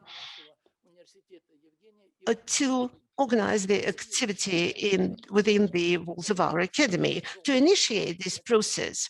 And we talk about, as Oleg Yulyevich said before, we need some renovation, and consequently the photographs which were placed in the 50s, well, they are not morally obsolete, but technically they are obsolete, and the decision was taken to renew them. A discussion was taking place about the color, whether it should be black and white or color. But since we are entering this century of digitalization, probably we have had to change them for color photographs to select the most accessible photographs, the conditions that we had to conclude the agreement. So it was a big layer of discussion. And if I knew about the amount of work, about the issues and challenges, probably like many others, so I would not have taken it. But I should like to express my thanks to members of our team that they've undertaken this responsibility and they reached the result. And finally, the systemic representation conditions. Well, soil science people, we are used to make the description in the field when you can spend 1 hour, 2 hours digging the soil and to check the structure and all the properties. But here in this case, we had to accurately take it off, to clean it very thoroughly. And practically we couldn't check the structure. So we had to go back to archives and to verify. It was not so simple. And a great amount of work has been done by Andrei and Nikolai Viktorovich and Andrei Vladimirovich, and the description was verified by more experienced colleagues who had a lot of field experience. And then again, we did some verification when it was translated into English and comparison with international classification. So every component was looked by, I would say, 5-6 pairs of eyes. We wanted to attract professional photographers. But when we did the shooting, it turned out that Nikolai Viktorovich was a unique specialist, a unique expert, a photographer. Being a soil science specialist, he knew what has to be reflected. Alexei Mikhailovich was already mentioned, and we can talk a lot about him. Consequently, he is like a live bridge between the soil science, ecology, agroecology, and information technologies, which were presented by our very advanced, very experienced colleagues from Rome. So the data bank, which was compiled, which is developing and will be approved and will be improved. We hope in the near future we'll reach this result. It's not enough to describe, to digitalize, but it's very important to present it in the museum portal on the screen so that the visitors of the museum and virtual visitors could see detailed information in the clear and understandable language. And we should like to express our thanks to our colleagues from Rome. They did not only demonstrate and they insisted during some discussions, and we discussed several options, and I like it now, but of course it can be done better. A great amount of translation of the primary materials was done by our young assistant professor, Viktor Moriev, and he was so impeccable and he was so thorough that he checked everything. But if he translated, then during the second 100 of the monolith, I was absolutely confident in translation. We discussed something, but of course, there could be some remarks to the classification determination of soils, but I remember the latest Congress of Soil Science in Brazil. At that time, for the colleagues, there were special determinations in the fields, and we went to the field. And Mr. Krasilnikov, who will deliver his presentation today, we were talking about the primary description and we argued about it. So please, if you make some remarks and propose your options, of course, we will be able to improve something and then we will make some corrections. But talking about the navigation, new navigation in the museum, those who enter the website, probably they need some wide imagination, but probably some visitors want to look for some particular soil, which their grandmother had in the vegetable garden. And so it means that this person has to find the quickest route to this particular soil and to find out the data. And Matteo did a lot for this, for the navigation process. After 2 o'clock today, there will be Alexei Nikolaevich presentation. He will talk from our neighbors from the Agrochemical University, and we will hope for their support. And in the near future, we will be able to strengthen, and they will be able to find the properties which have not been reflected yet. Thank you very much for your Thank you very much for your attention, cooperation. I could not name everybody. Alexey Vyacheslamovich Buzilov, who did a lot to solve technical matters. Isabella, who was in charge of many, many questions from Rome. Sergei Yurievich, who had to, well, unscrew and many, many nails and Alexei Kashansky, Anatoly Kashansky. In the course of our work, well, unfortunately, he passed away during our activity. I should like to thank all of my colleagues from the Soil Science Department and Mr. Naumov, who could organize the work of his team at all stages of the process and at the primary stage of description and agreement. And I should like to remember, I should like to express my thanks to my scientific supervisor, Mr. Tugulian, who was a postgrad of the graduate of the Soil Science Department, and he was a leader in classification of the geography of classification of soils. And well, because of him, we love the soil science, and whatever we did afterwards, urban ecology, but love to the soil and attention to the soil goes along with us during our life, and we want to pass it to our young colleagues. Thank you. Большое спасибо за ваш, ну, просто зажигательный рассказ. И вы представили вот эту вот работу, которая проходила в таком творческом коллективе, на большом подъеме, с таким энтузиазмом, так, что я подумал, что, наверное, для почвоведа увлекательная жизнь. Глядя на вас и на фотографии ваших коллег на этой замечательной презентации, я очень прошу распоряжение наших организаторов, чтобы она была вывешена на сайт.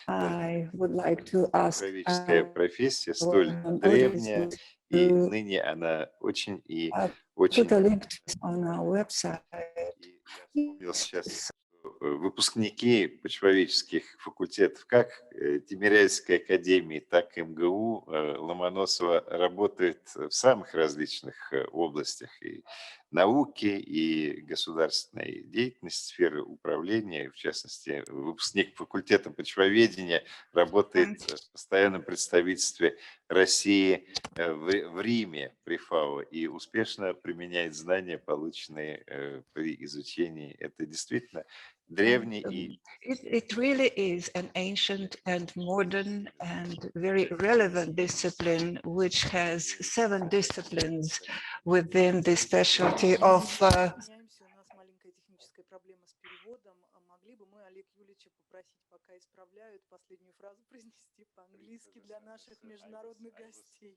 was asked to repeat part, at least part of my short remarks in English. So I said that our good friend, Professor Vasinyov, delivered very inspirational speech indeed. And it was a vivid story of how the museum was concepted and modernized, and the team of a group of people who worked on it are real enthusiasts. And he made soil sciences are the most exciting trade in the world, and I really believe it. And people who get their primary education in profile universities and soil science use their knowledge received during academic training with success in very different fields. And for instance, one of my colleagues, a diplomat in the Russian delegation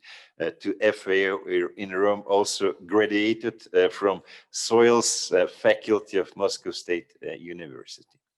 So good continuation and all the best. And I hope Professor Vasinyov will make us available his wonderful PDF PowerPoint presentation, so we could publish it on our website and the website of Global Soils Partnership in Rome.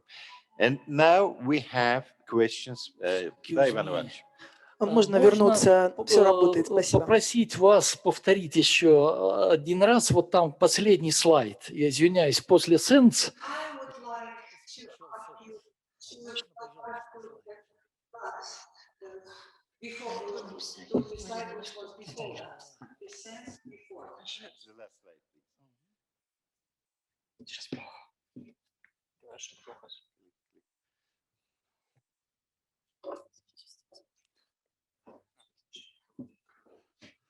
Thank you so much.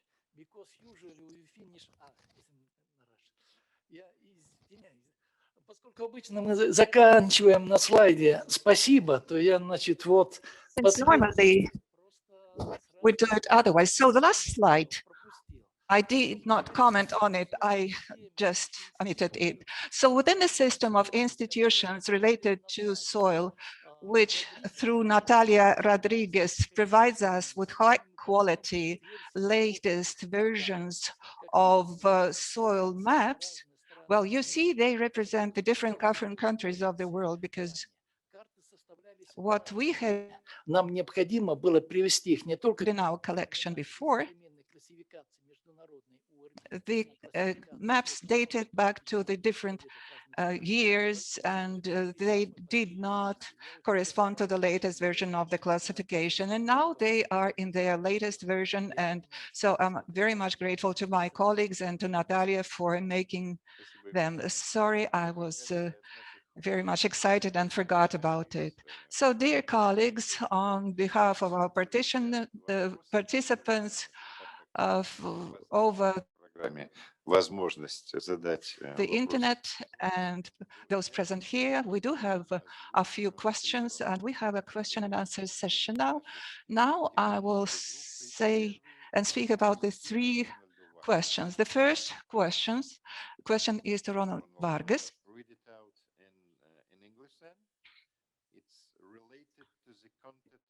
Content of your PowerPoint about advocacy platforms. And the question is, how do you make these platforms look attractive for us to follow? I hope you have the answer, please. Thank you very much, Oleg, and thank you for the question. Well, of course, it is very challenging to make things attractive, especially such platforms. Well, the International Year of Soils in 2015 one is passed already. In that time, we made all our efforts to make it attractive and appealing. But every year we dedicate the one to the World Soil Day. And in order to make it attractive, we launch different activities.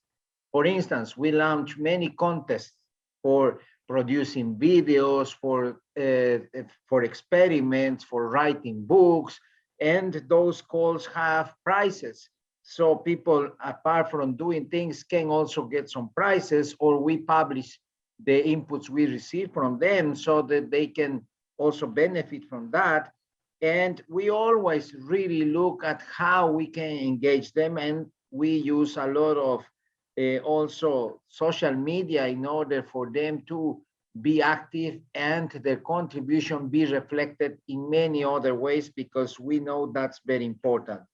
So that's what we do. And this year we will also do one campaign related to especially soil salinity and the relation with soil and water. And I hope we will make it so attractive with some contests, with some campaigns, materials that people will.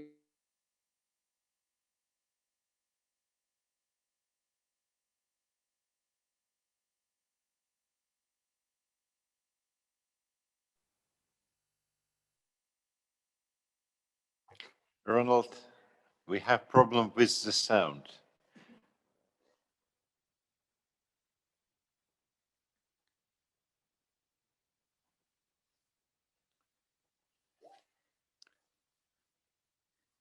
We can't hear neither you nor the translation.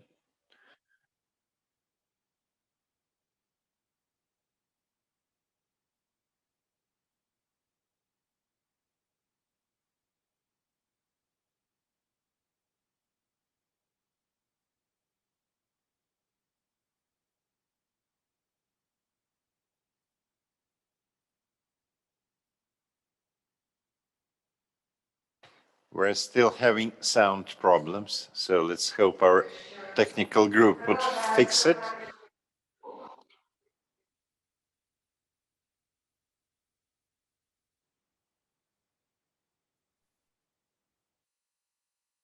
Hello?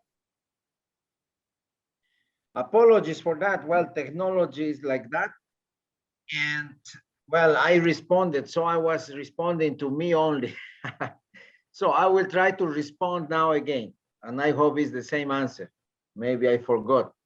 So what I was saying is that making these platforms attractive, of course. Okay. Is it okay? So I was saying. We hear you. We hear the translation. It's okay. Please go on. Okay. So making these platforms attractive is challenging, but I will give you examples of how we make it attractive. So basically, especially on the World Soil Day campaign, every year we dedicate to a topic. And in order to attract people, not only scientists, but especially civil society, what we launch is a number of contests, okay? Contests related to, for instance, doing some experiments, preparing books, or trying to record videos, trying to take pictures. So we have different contexts that try to engage civil society, and we give prizes for that because we know that, of course, that can attract more people. At the same time, we offer the possibility for all these inputs to be reflected and published so that the ones really contributing to this can see some benefits out of it. But in general, the benefit is also demonstrated when we make the reports and we try to present everywhere those contributions. So we believe that's one way of attracting people. But if colleagues participating in this meeting, especially students, we saw there are many from Indonesia, have other ideas, we will be more than glad to receive them and try to implement them because we are very flexible to this. Thank you.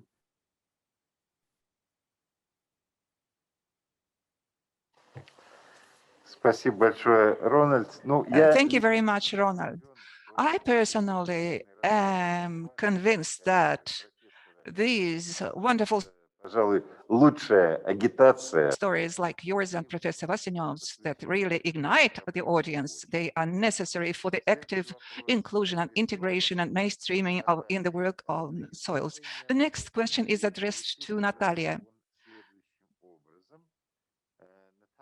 What are the benefits of black soil for world agriculture and the strategies that have been implemented in protecting black soils in nature?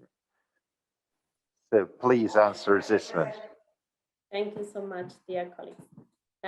Indeed, as I mentioned in my presentation, black soils are the food basket of our world, and it's because of that the Global Soil Partnership is trying to promote a better governance of these kind of soils and a more sustainable management of them. And for doing that, well, we have our main tool is the voluntary guidelines for sustainable soil management. that were approved by FAO in 2017, and for having more concrete guidelines on how to sustainably manage these kind of soils and enhance the content of soil organic carbon, we are about to launch later this year the technical manual on recarbonization of soils, which provides examples of good practices for managing soils in a sustainable way and enhance the content of organic carbon, but also to conserve the content that they already have. And this is very important for climate change. There were also some questions similar to this on the chat, asking which is the role of black soils on climate change. And indeed, these black soils are very rich in carbon. If they are not sustainably managed, all this carbon can be released into the atmosphere, contributing to climate change. That is why it's so important, not only for producing food and for preserving these soils, but also for mitigating and fighting against climate change. So this is why we are trying to promote sustainable soil management of these soils and a better governance. And this is also part of the role of the International Network of Black Soils. They are about to identify good practices for these soils, which are the challenges for them, and which are the hotspots areas that need to be protected and where the focus has to be put in order to prevent losses of soil organic carbon and releases of carbon to the atmosphere. Знаете, воспользуемся моментом сказать, что если у нас будут вопросы из зала к спикерам, пожалуйста, подходите сюда к микрофону, либо мы принесем микрофон вам. Сейчас установим трансляцию, имейте в виду. Спасибо. Меня слышно, да? Мы можем провести собственную мини-секцию. Yes, we can have a mini subsection meeting session. We have the FAO expert here and our own experts, so we can have a mini session here in the audience.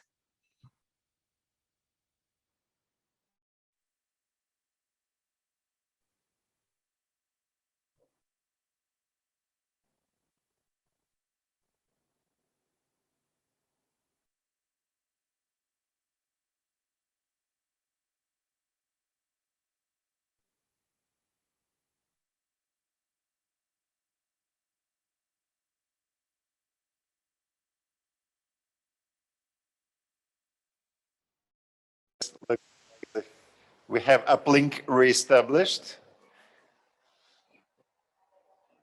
At least. Yeah. Okay. So if you hear me, Ronald, Natalia, please wave your hand. Yes. Okay. Thank you so much. So we have a question to Ivan Ivanovich. Ivan Ivanovich, I'll read. So read it then in Russian. So your colleagues from Rome passed this ball to you. Уважаемый профессор Василев, черноземы весьма полезны, но, как выясняется, что высокое содержание органического углерода. Черноземы, безусловно, весьма полезны для ведения. Black soil, of course, is very useful for agriculture, but due to high content of organic carbon, they also impact the climate change and possibly for Существуют ли пути сократить the global warming? This impact of organic carbon is it possible that it will not? How can we do it that it will not somehow impact the agriculture? Yes, Chernozem has its benefits for the часто не очень рационального agriculture, and it also impacts the atmosphere. When the modes of functioning of the microbiota, aerobic microorganism began to prevail, which affect the soil, and the majority of the backsoils have lost 30 to 40% of their original content of organic но 15-20% substances. But even if we have 25% with due diligence, with due agricultural practices, we could use them without affecting the quality of soils. In Orlov region, there are some farms which had a regional experiment in applying the которая позволила им не только повысить содержание органического.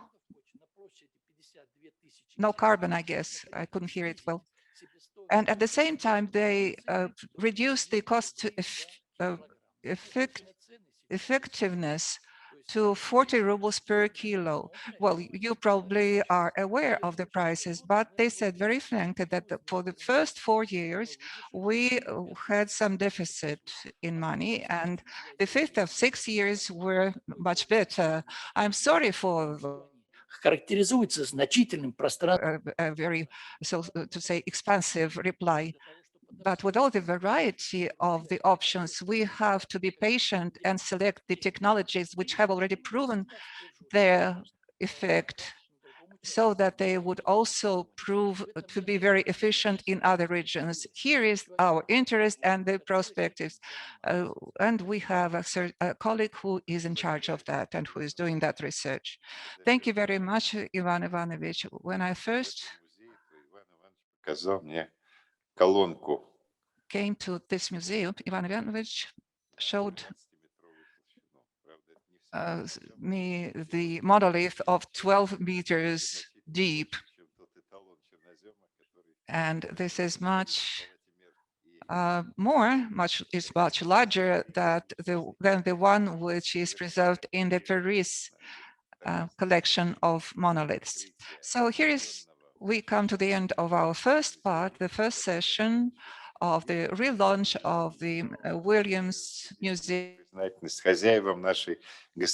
And on behalf of FAO, I would like to express our cordial thanks to the rector of the academy, Mr. Trukhachev, and all the professors and teachers, the students, the project group, and all of our listeners. So all of those who are present here in the museum will have a break now for an excursion conducted by Mrs. Seliverstova, who is the keeper of those treasures available to the wide public. And now with the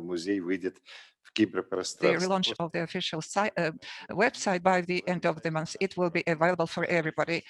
And after lunch, we will have the second part of the scientific symposium at 2:30 p.m. Moscow time, which is 1:30 Central European time. Thank you very much for your attention, and see you in an hour and a half. Excuse me, now in 1 hour at 2:30 Moscow time, 1:30 Central European time.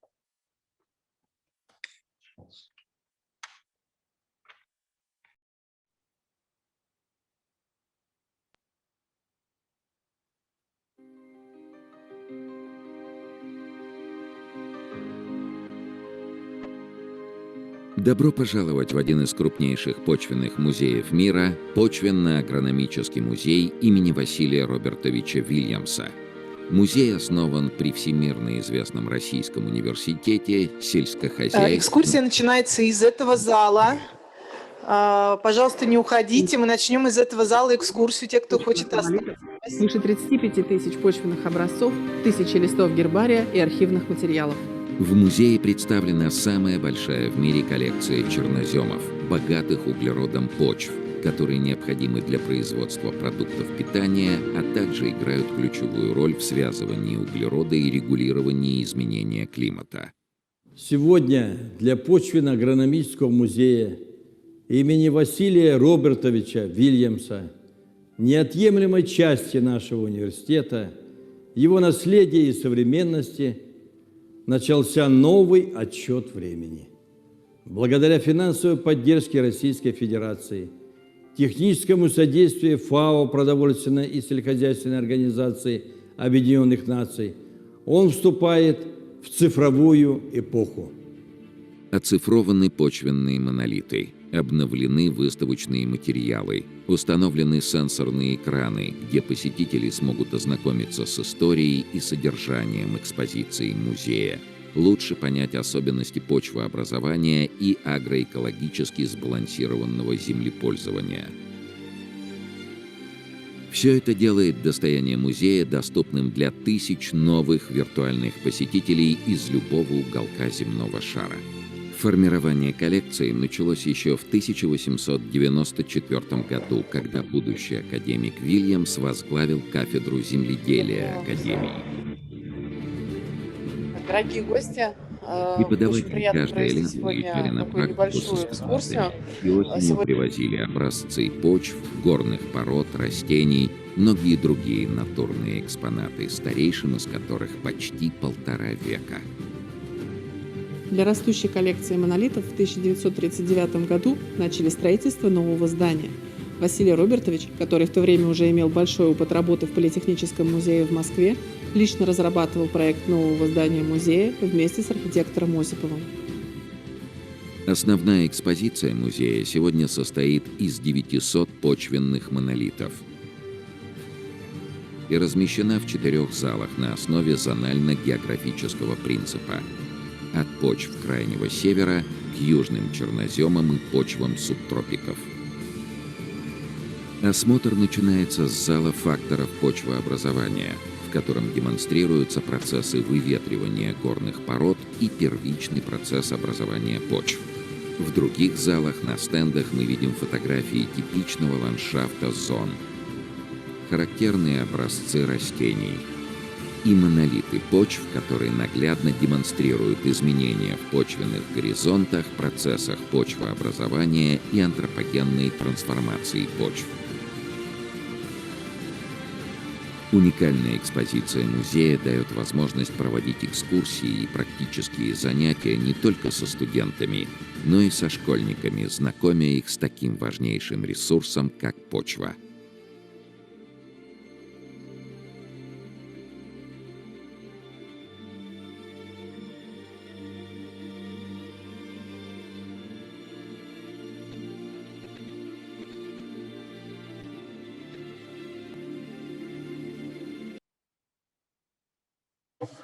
Добрый день, коллеги. Мы начинаем нашу вторую сессию, которая будет посвящена вопросам, связанным непосредственно с почвами, их анализом, особенностью отражения почвенного многообразия в фондах музеев, прежде всего в монолитах, в перспективах их дальнейшего использования. И начинает нашу сессию заведующий кафедрой почвоведения геологии. Our session is started by the assistant professor of the Timiryazev Academy with the greatest experience in field laboratory work, Vladimir Dmitrievich Naumov, who will cover the main issues and problems related to the creation of the collection in the Williams Museum. Good afternoon, colleagues.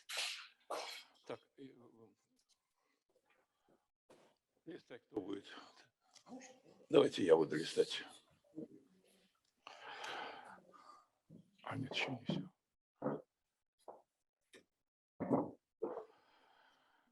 Ну, тема доклада – это вклад.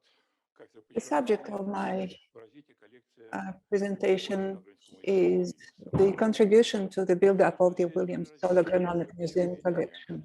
I would like to say that the whole history of the Department of Soil Science and the creation of a unique soil and agronomic museum is inextricably linked with the name of Williams, who has integrated the Trukhachev genetic soil science with the soil science agronomic concepts of post-shipment. Не только у нас в стране, но и за рубежом. He became the founder of scientific and school development of the theory of soil formation and soil fertility, which is now known as the Timiryazev School of Soil Scientists.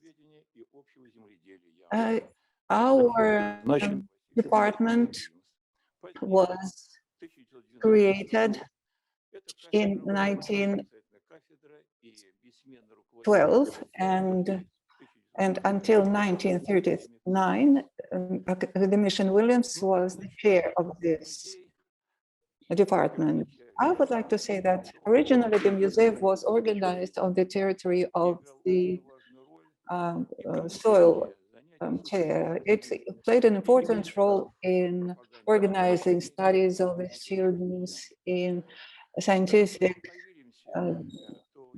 experiments. When we speak about Williams, he was not a scientist who stayed in his room in his cabinet.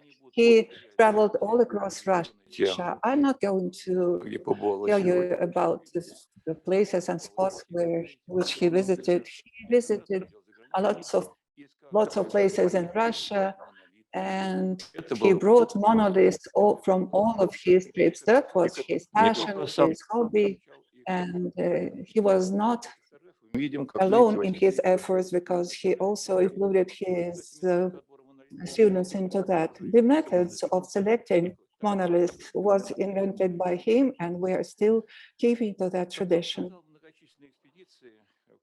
Those numerous expeditions were focused on extracting monoliths. One of the expeditions was to the Transcaucasia, where he had to select some places for the tea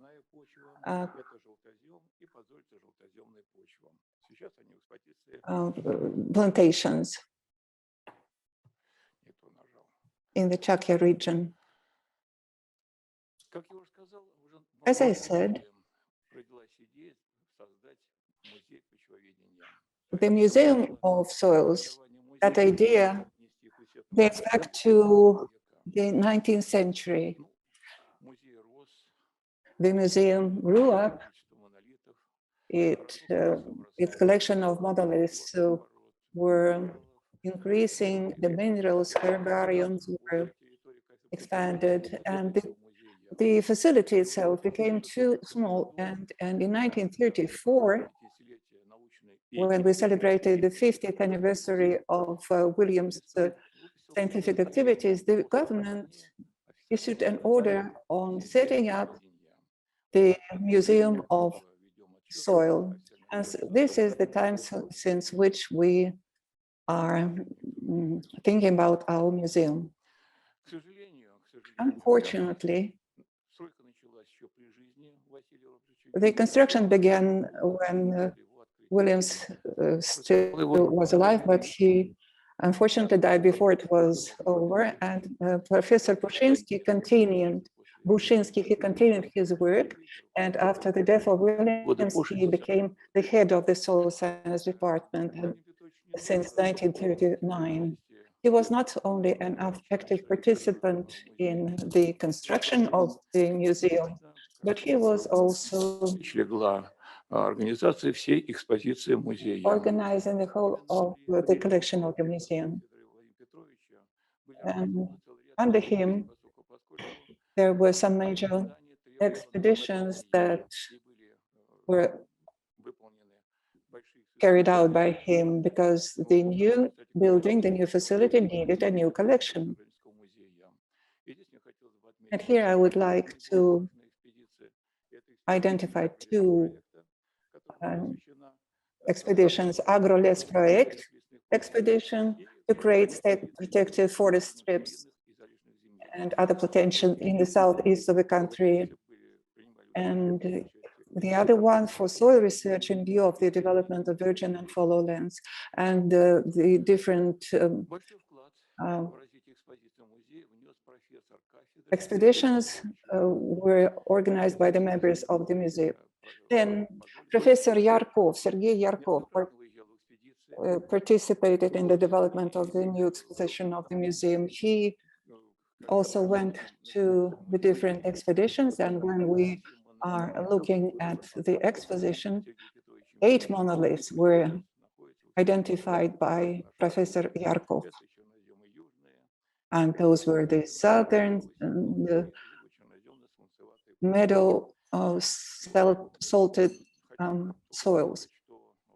I would like to add also that Yarkov made a large contribution into the exposition of the current museum.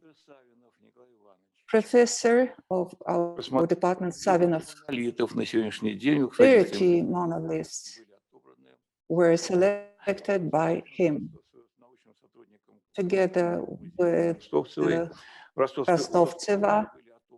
In the Rostov district, they selected original monoliths with buried soils, 20 meters. It's one of the largest expositions in our museum. Here we see the samples which were selected by Savinov. After Bushinsky, Professor Grechin, Ivan Grechin, was also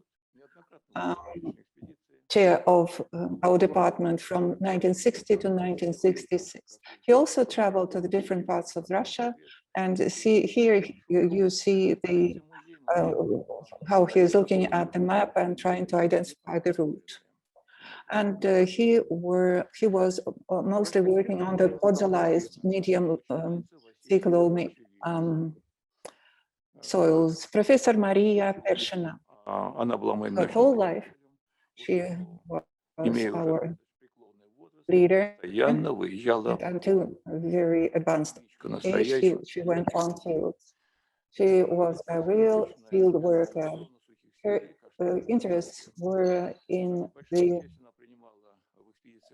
forest belts and soils of dry steppes. The monoliths which were selected by Maria Nikolov, those were the chestnut soils and carbonate soils. Professor Nikolai Panov, while still a student, he took part in the expeditions, and he was bringing back the different monoliths. He was an expert in the properties of soil, and he made surveys of virgin and fallow lands. Those were solonets on loam soils. Professor Podubny, Nikolai Podubny, a famous expert in sod podzolic soils and Chernozyms.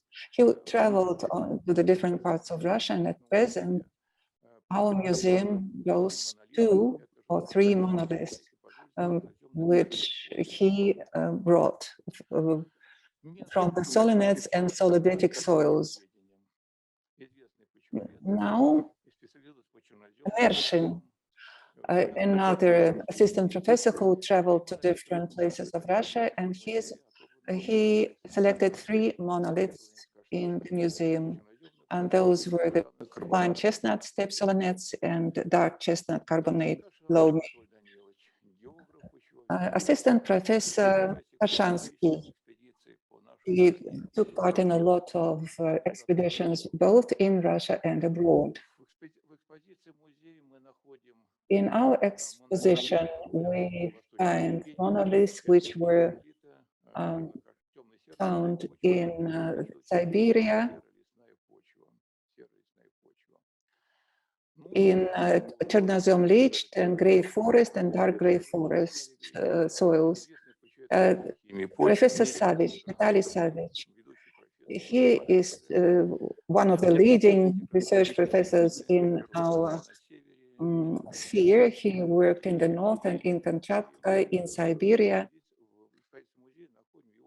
And we also find his monolith and his soil taken from Kamchatka. The traditions laid down by Williams are preserved in our chair, and they are developed, and a great share of the work carried by our department is done on field. Whenever anyone travels, they always bring back monoliths. And I would like to say a few words about the original practice. I believe that this is unique in Russia, and this is the complex botanical practice, practical sessions. The guys go by cars from Moscow to Akhtuba River and Baskunchak. They travel through 5 areas, soil areas, 11 routes. Everywhere they get acquainted with the soils, landscapes, select monoliths, get acquainted with the different scientific research parties there. And another tradition, which we still have from Mr. Williams, these are the meetings which we organize in field when we travel to other places. Here you see the picture of one of such meetings in Dubna, which is north of the Moscow region, and the other one is the south of Russia, of Moscow, excuse me, where they are selecting the different specimen of soils. So you see that our department has made a large contribution to the museum. Of course, we keep the traditions set by Professor Williams close to heart, and we hope that this will be the same in the future. Thank you very much for such an academic dimension of the history of your department.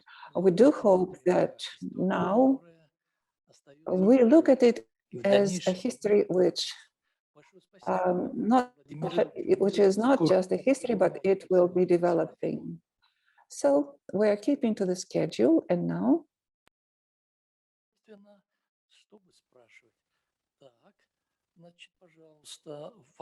do we have questions?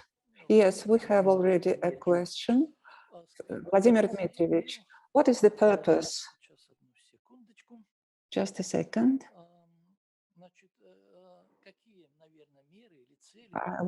Maybe what are the measures by the museum to protect, to conserve the black soil? At present, the museum does not have its feature or function as conservation or protecting the soil, because our main function is preservation of the exposition and the collection and the extension of the knowledge from the museum to the professionals and to the Muscovites. So I will say that this, I cannot give an answer to this, because this is not a function for the museum.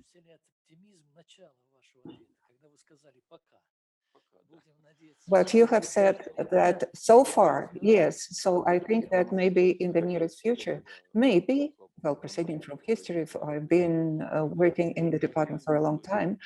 In our museum, we did have a whole group of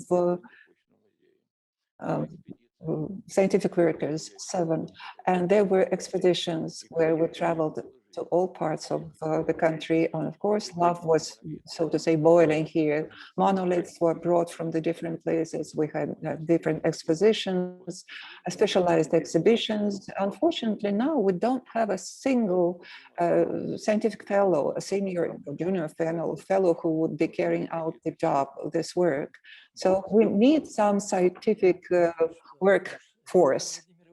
I hope that Vladimir Ivanovich will be listening to us, and probably as a result of our meeting today, our event today, some decisions will be made, because this task is a very elevated and good one. We're here with our colleagues from our country and from abroad, and I hope that we will have a very close collaboration between the chair and the museum.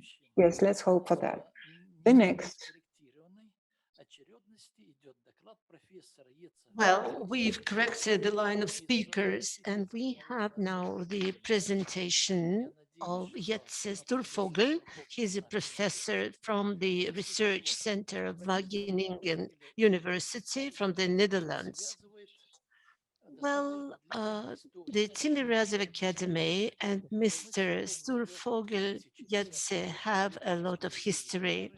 Or you remember the 2010 when we had fires in the Moscow region and smog.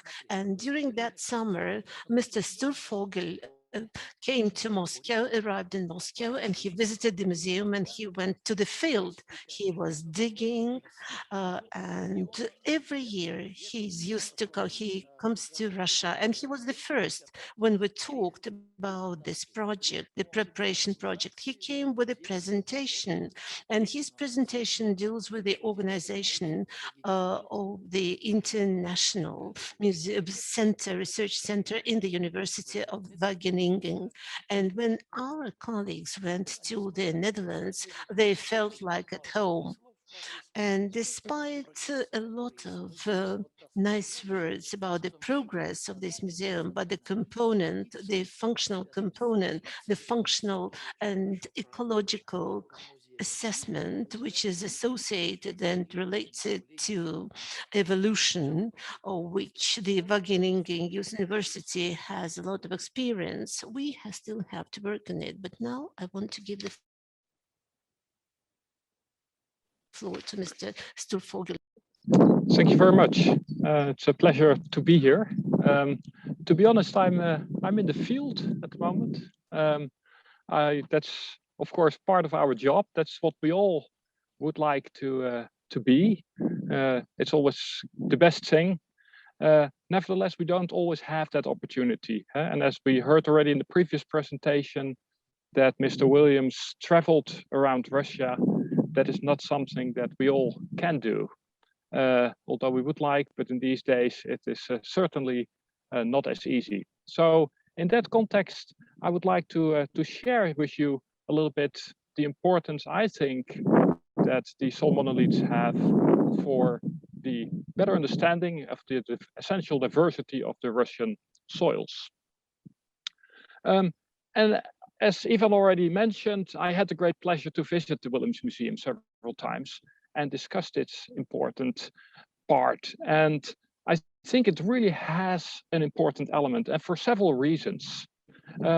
And what I would like to do in my presentation, I would like to take you through a few of those elements. One is, I think we should start, and I think that Trukhachev and Williams would have loved that, to start with the concepts in soil geography. Because it links to why we have a museum and how we structure such a museum. We also have our soil functions. I would like to make a few remarks on that. And then finally, the role of the soil diversity, which is so essential for us. Finally, I come then to the functions of the museum, and then I have a general discussion. Well, if we start with the concepts in soil geography, we as soil geographers, we have, and we are all trained in a sense by our Russian colleagues, our Russian ancestors, so to say. We are trained by saying, okay, what we're going to do is we're going to describe the variation that we have in a landscape. And we are doing that through describing it in our different soil types. And although we can walk through the field, bringing those different monoliths together already gives us an opportunity to directly compare them in a better way, because we just see them one by one. So I think the whole idea of our concepts in soil geography by doing the soil classification already helps us a lot in describing its context. And I think we are very fortunate in soil science to really have all these standard techniques for describing and classifying soils. And of course, we have different soil classification systems available, but in general, we have a few of those standard systems. And those really help us to really come up with descriptions that are standardized. And that allows us then, if, for example, you would come to the Soil Museum in Wageningen, or we come to another soil museum, that we have these standardized descriptions of the site, of the horizons, and perhaps even of some chemical and physical soil properties. But we also have to be a little bit honest with this, because we know that although we deal with representative soil types and we can create that beautiful monolith that we have, on the same time we see that there's quite some variation within those monoliths. And for example, here you see the difference, some of the soil types from the WRB, the World Resource Base. And what do we see is that there's quite some variation in soil organic matter per soil type. So there is quite some variation. And what I really liked also about the Williams Soil Museum is that for different soil types, they had a whole range of different soil profiles under different forms of land use that really illustrates the effect that land use may have on those soil types, that also land degradation may have on those soil types. So it really makes that context. While we have all our variation, we recognize that the soils and the different soil types that we have, and all that diversity that is out there, that we have different soil functions. And we have to be honest, we cannot expect that at one particular location, we can really provide all those soil functions. And some soil types are more suitable for one particular soil function, and other soil types are more suitable for other soil functions. And it's good that that diversity is there. To a certain extent, we can adapt that, of course, but in reality, we have to realize that that diversity really helps us in that context. And there is a direct link to some of the societal issues that we are facing in terms of climate change with carbon sequestration. You could think of, for example, our urbanization that we have in our landscapes. How are we going to deal with that? But also the increased food production or the conservation of our ecological resources. The soil's functions also illustrate really very clearly the multifaceted nature of our soils, that there are all these different elements out there, and that we can really deal with them. And that is, I think, really helpful. But we also have to be honest. And I think this is also a role, I will come back to that later, but a role of the Soil Museum. We have to create a certain awareness, an awareness that that soil that is under the surface that often you cannot see, that it is providing these soil functions. And yeah, we really would like to show that, of course, to all these different people out there, that they also are realizing that and that they are interested in preserving it. The Williams Museum is not the only one, and that I think is a good thing. I think in reality, I would almost like to argue that almost every country should have a soil museum, or perhaps countries like Russia should have more than one because it's so big. Because you would like to bring and show really the information together, and really, as I mentioned earlier, to have that comparison role, the comparative role of those soils together. It's also interesting because we can also see how different people, how different musea also take a different perspective. And for example, you see in some musea that they really structured it by regions of the country. In some musea, it's structured by the soil functions. But there is one role, I think, that also the Williams Museum has on top of, I think, what a lot of these musea that are in this list have, is that there is an historical value to the museum. And the fact that a lot of these monoliths have been taken already so long ago and collected, and that what we see in the museum also reflects the importance that was there in the society at that moment, I think is really important to keep that in mind. Note that there's not only musea out there, but there are also a lot of soil collections. It is also good that it's not all there, but the collections are also an important role. And here you see some of the musea globally, at least some of them that I visited, but there are many more. And I noticed also that in some of the more like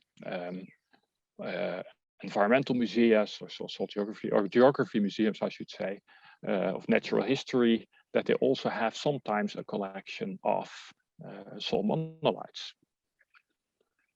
So then what is the role? And I already, in my talk, I already mentioned a few of those. I think one of the roles of such a collection certainly is research. Having a standardized set of monoliths out there, perhaps even with like soil samples, that there's a standard set out there, really helps us in our research activities. Something that is obvious is educational part. And I think later on this afternoon, we will also here talk about the role of these soil musea and kids. But I think that it really plays a role in the education. And that really goes from lower education up to high school and universities. And of course, this year for us, at least in Wageningen, was really special because we were not allowed to go into the field with our students. So we basically have a whole year of students that were trained on the soil museum rather than in the field. So it's a different situation. Then on top of that, there is the public awareness. I already referred to that. That is really important to keep that in mind, to create awareness of the variation in soils, the different functions of that soils, the role and the importance of the diversity of those resources. And I think that is true for a country like the Netherlands, but it's certainly true for countries like Russia, which are really huge, where very few people, except perhaps Williams, but very few people have the opportunity to really travel around and see the soil resources. And on top of that, of course, why do we want to show that then? Is that, there is that soil diversity out there with all these different soil types that all have their different preferences or are good in certain qualities and soil functions. So for planning purposes and for all these other elements, it is similarly important. So in the end, what I would like to say is that the musea and a lot of those musea are structured around landscapes, and the landscape is central and plays a central role. We have to realize also that there are a number of key properties on soils that we cannot directly see or that are not visible in the soil profile, contamination, pH. So that's also for a museum, that is something that we have to realize, and sometimes we're struggling with that, how to present that. And at the end of the day, of course, it is a link to how structure a museum or an exhibition in terms of soils. Do you do it by soil types? Do you do it by soil functions? Do you do it by soil forming processes? There are all these different options out there. And it really links back to the different goals of the museum that it can play. And perhaps I think the most important element for me always is, because you also want to keep it interesting. I think we as soil scientists, we always have the tendency just to put like huge amounts of soil profiles out there. But it's a little bit like going to a museum with paintings. I think a lot of kids like to view like a few paintings, but if there are hundreds, it is not as interesting anymore. So I think it's really important to realize what not to display. So this was my presentation related to the Williams Museum and the role that it can play. I'm just waiting and eager to come back to Moscow and to see how the museum now currently looks, and really do the little launch for myself. But I wish you all the best, and thank you very much for giving me the opportunity to share my comments with you. Thank you.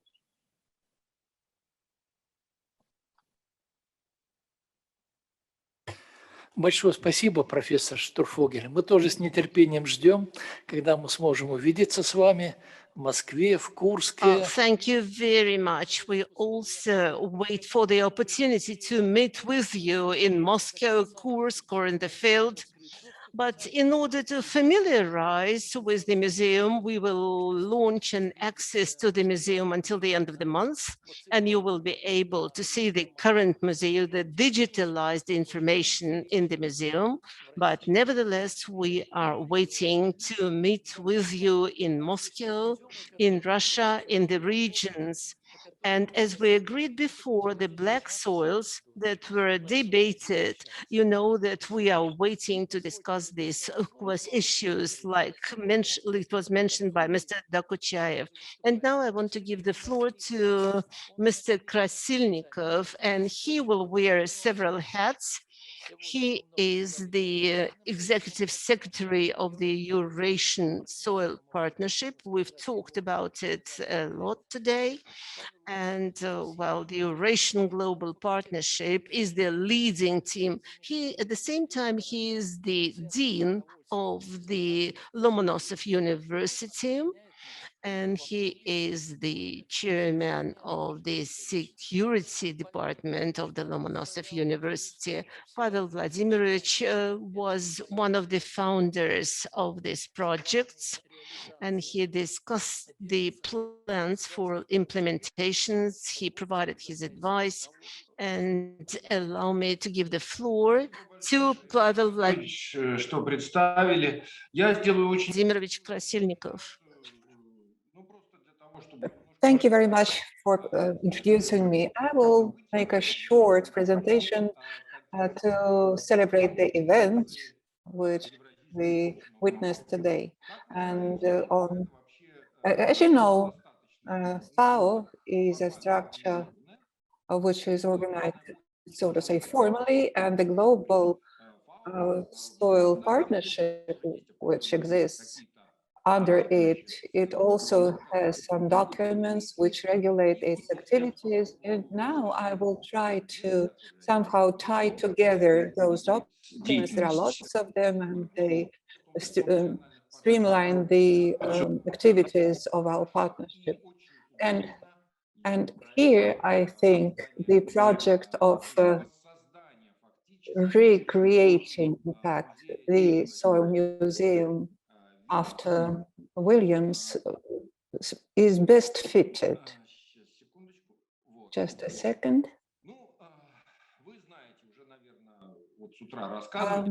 You know already, unfortunately, I was not able to be present in the morning session. You already know what a global soil partnership is. At the moment, it is an initiative which is, so to say, an engine moving the soils forward to be included into the world political agenda. About 10 years ago, nobody even remembered about soils, but it is thanks to the Global Soil Partnership, we have been able to start moving from the dead point forward. Now it is discussed in each and any context: the climate, biodiversity, food safety. Global Soil Partnership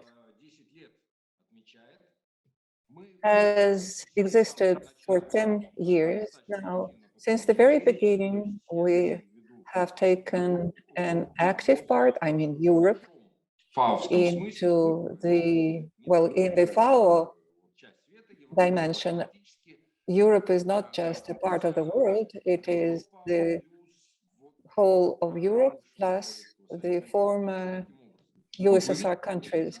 So on this map, you see that Europe is colored with the violet color or blue color. And when there was a geographic distribution, we decided that European partnership could be sub-distributed into the Eurasian partnership. It was set up in 2013. We had a conference organized in Moscow, and a lot of actors and interested parties took part in it. And since then, we have been working very actively with the technical support of the Global Soil Partnership in Rome, and special thanks go to the General Secretary of ESP, Mr. Vargas, Ronald Vargas. And on the other hand, it is also fed by the finances coming from the Russian Federation, because the government of the Russian Federation, its Ministry of Finance, are one of the permanent donors of the partnership, and a part of it is always channeled to our region to support it, and a part of this support was allocated to the renewal of the expedition of the museum. I would like to remind you of those pillars in the global partnership. I think that they have already been mentioned here, but I think that probably they need to be mentioned here. And it is the practices of sustainable management of soil resources. Generally speaking, this is the purpose, the whole mission of the global partnership. It is not intended for setting up the database or something. These are the tools, the instruments to solve one problem.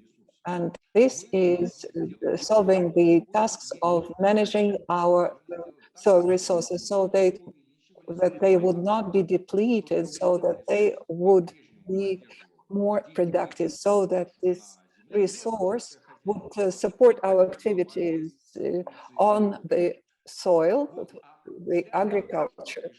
And in order to resolve this task, there are the other four pillars.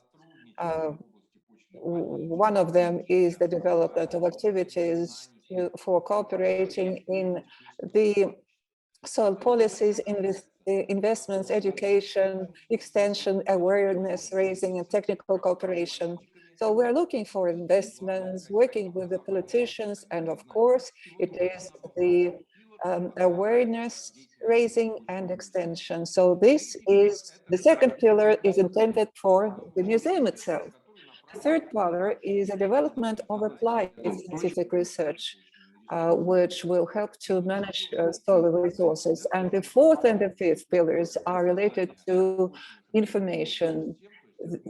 That is the setting up of information system. It's not just a database, it's a tool which would allow us to use the information that is available to us, to get information, to use the big data, and to generate information in this way, which is required for this sustainable management of soil resources. And the standard setting of this information, well, originally we thought that that pillar was related to the information that could be channeled to the database, but then later harmonization with our world system was added, and the harmonization of methods of research of soils, because in different countries they are different, but sometimes in a single country they will not be harmonized. And we have already repeated several times how it all began, but I would like to remember and remind of the main things, how it all started. The then director of FAO, Fernando Sina, he was made a professor of honor of the Timiryazev Academy, and we wanted to cooperate with FAO. And at that time, we were looking at the different options for cooperation. So one of the areas was that museum. We looked at the museum and saw that it was fantastic in terms of its capacity and potential, with its lots of samples and monoliths. But at the same time, it was a little bit neglected and it not always responded to the standards existing in the international sphere. And it also related to the terms used. And FAO said that you were going to celebrate the International Day of Soils of 5th of December. And why not celebrate it in the Timiryazev Academy? And the museum could be used for that purpose. And then you have the Eurasian Center for Food Security and the World Bank. We came to them and we were welcomed there. And they were hosts of that event. And we even organized a youth conference there. And the World Bank paid for the travel expenses of lots of experts, and it was a very good event. For us, it was a moment when we started to appreciate what kind of a pearl we had here. And that pearl needed to be demonstrated, to be shown to the world. And the Secretariat was limited in financial terms, but they were able to bring it all to the required level when it becomes not just a place for teaching, for studies, but it is also a world heritage event, I would say, because the people who are interested in soils around the world would be interested in this museum. And I must say that this work was not unique. It was a part of the works financed by the Russian government within the global partnership. Beginning from 2014, Russian Federation began its financing of the global partnership. Lots of good things were done at the expense of the Russian Federation. A prize of Glinka was awarded to the people who made a major contribution, not just to ethology, but to the process of attracting attention to soil, to introducing those practices of sustainable soil use. So the people who made a contribution not only to the science, but also to the soil policies, as we call them. And last year, during the International or the World Soil Day, an outstanding figure, administrator, politician, Rector, received this award. And I think he is a person who deserved that award. And please don't forget that it was also financed by the Russian Federation government. Lots of other things, good things were also done. Some other programs were introduced also with the help of the Russian Federation government. Grants for the scientists from Central Asia and Caucasian countries, Ukraine and Belarus were paid. And conferences and school sessions which allowed to strengthen the human capacity in soil science. Museums, there are a special topic.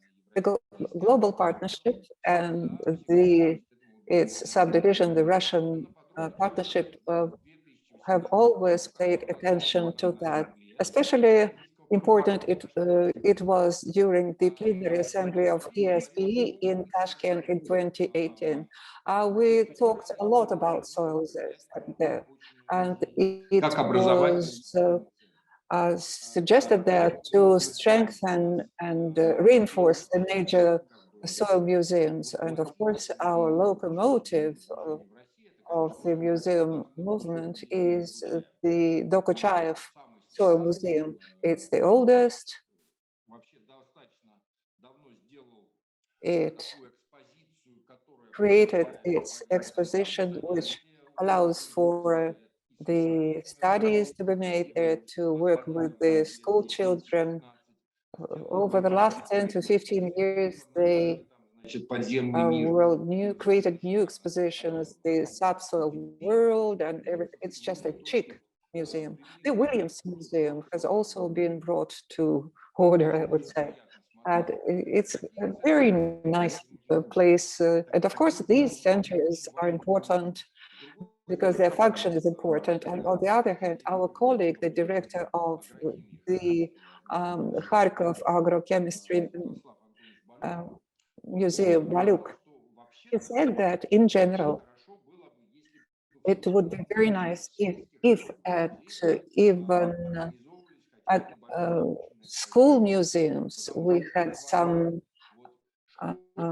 in some remote places too, we could have some expositions about soil, because soil is something that our agriculture is founded, and the whole life is also based on soils.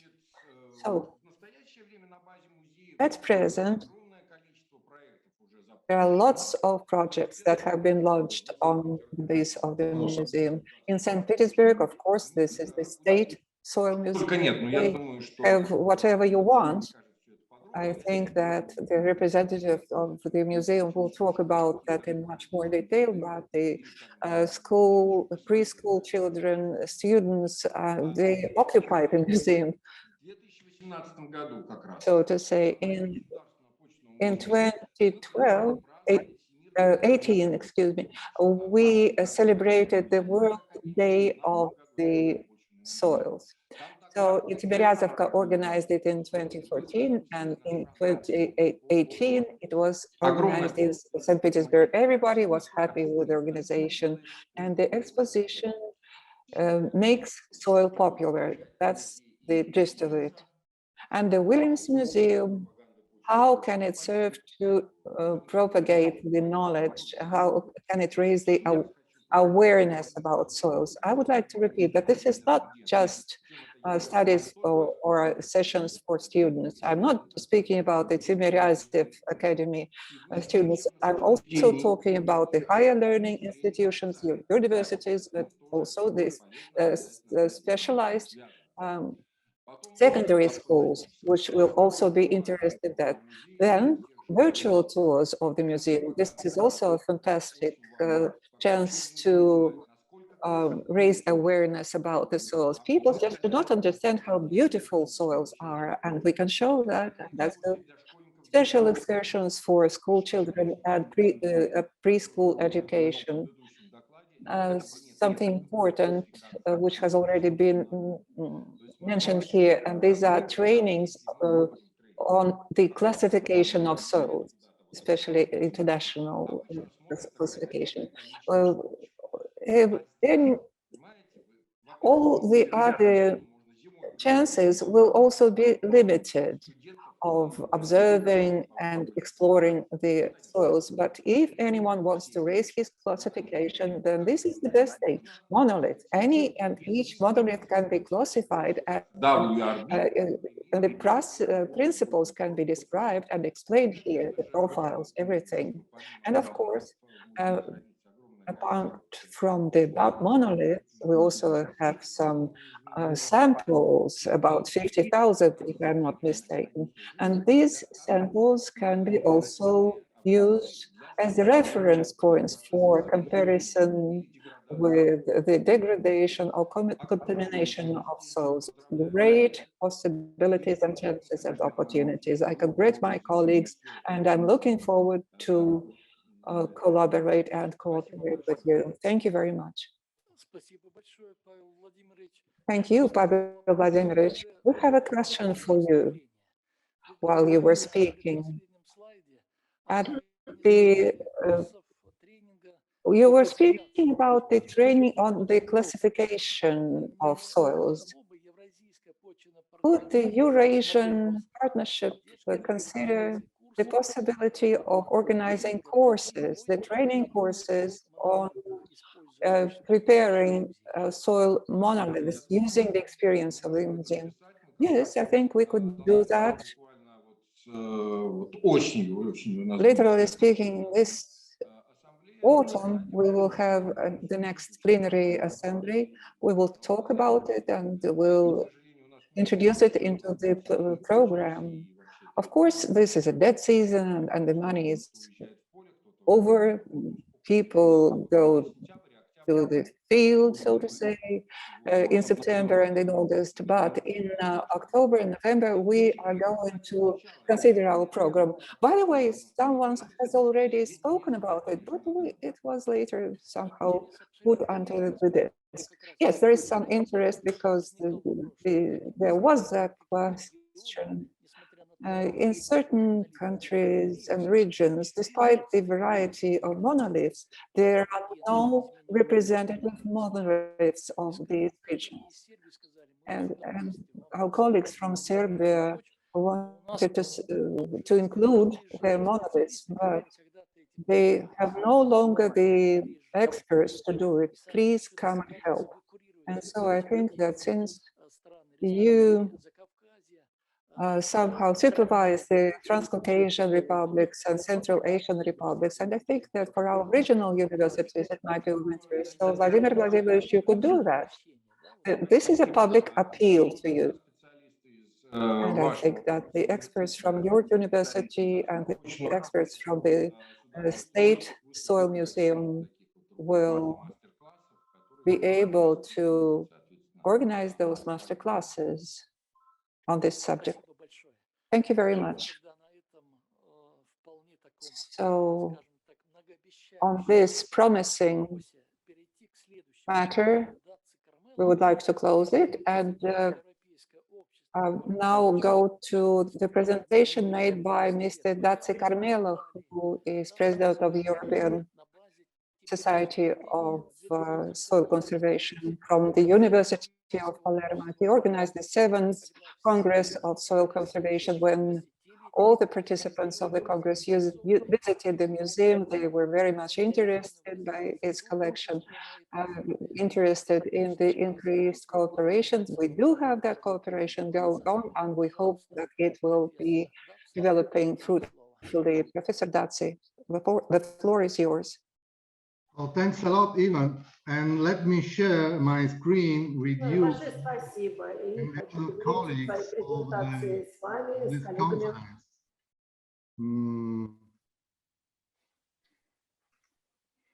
Okay, now I suppose it's okay.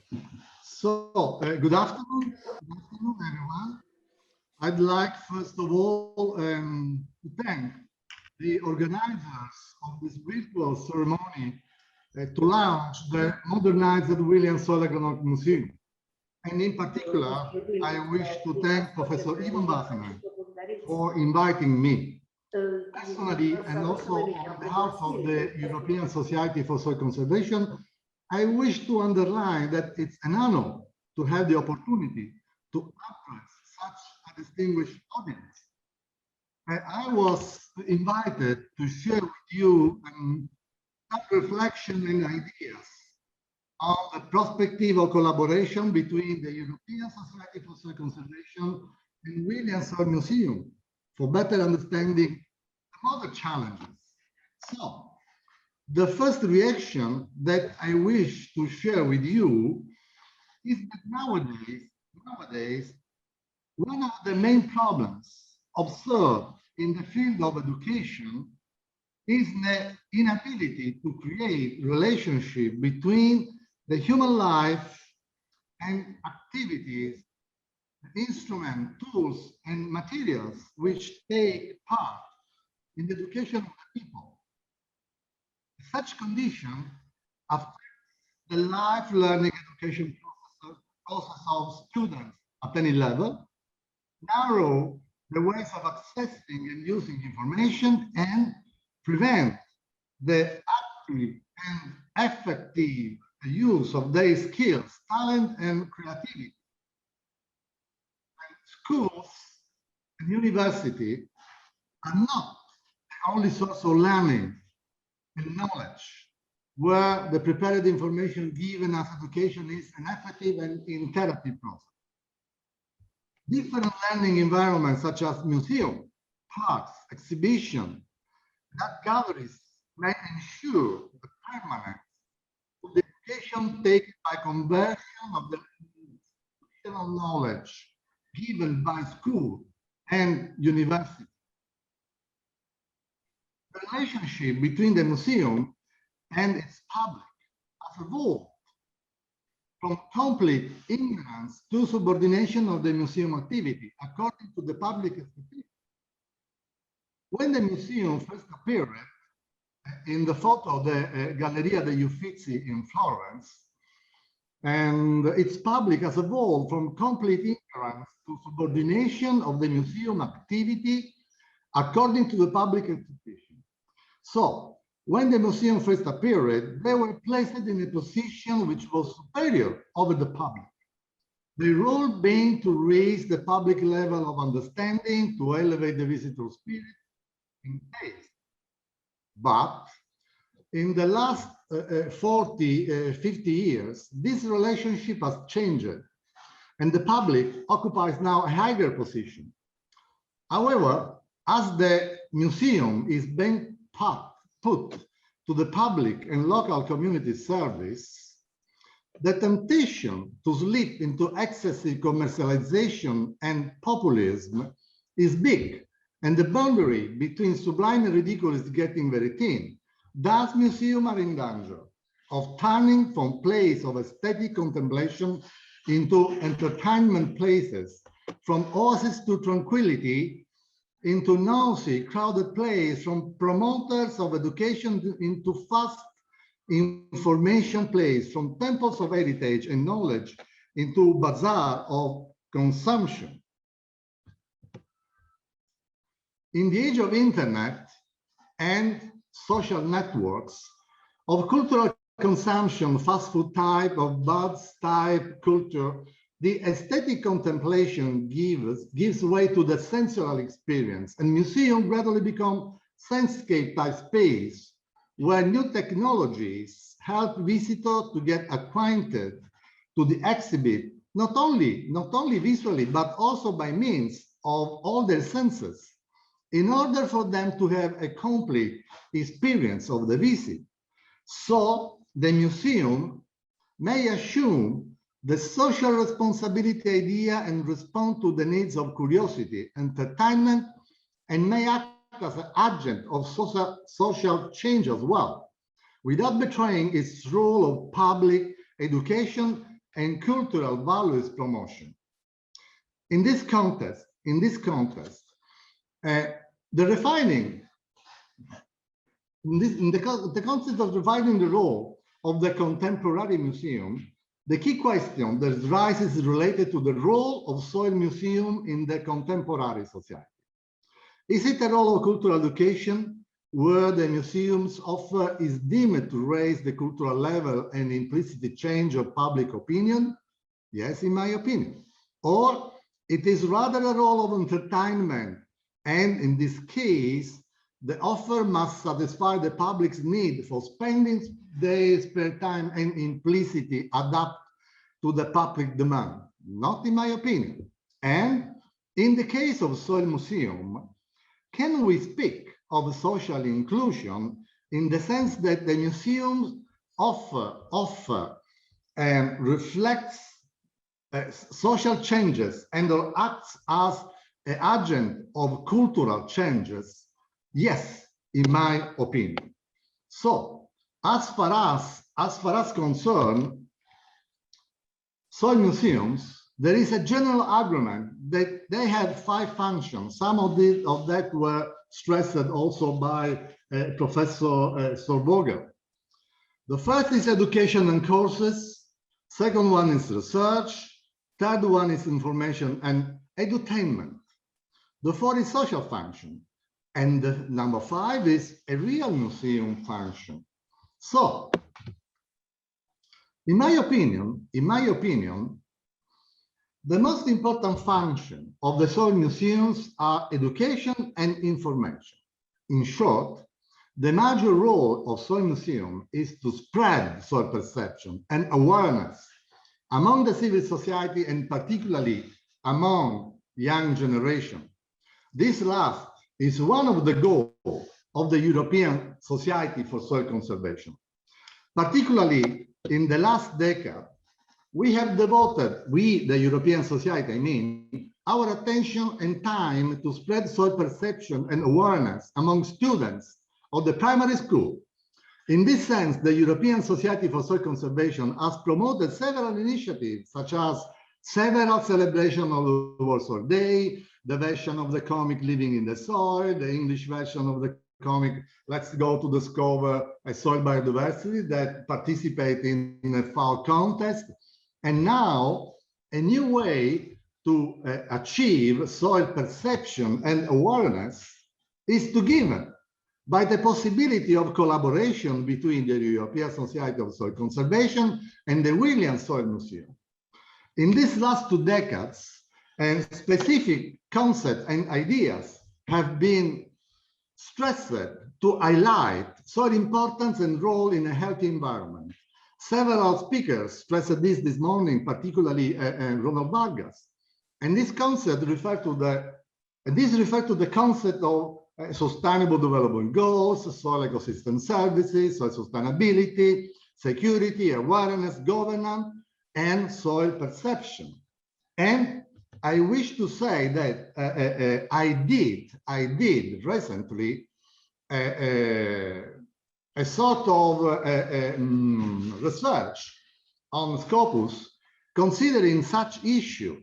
And as you can see, this take into consideration the last 20 years. In 20 years, only few attention was devoted to soil perception, soil awareness, and soil governance. And this is a problem, in my opinion, that we can try to tackle all together and also with the participation of soil museum. So starting from this data, I believe that soil museum can perform a crucial role in spreading soil perception and awareness among citizens. And this could be the base for increasing soil awareness among politicians, in particular, and reach an effective and up-to-date soil governance. In the postmodern, post-industrial consumption society, museums are passing through a process of reconfiguration of their role, which is not limited anymore to conservation and preservation, but combines education and leisure with social responsibility. I wish to stress this, the social responsibility, particularly in the field of soil science. We need this. Thus, soil museum are becoming part of the non-formal lifelong education system and address a diversified public, as happened also for the soil museum that are hosted in my country, in Italy.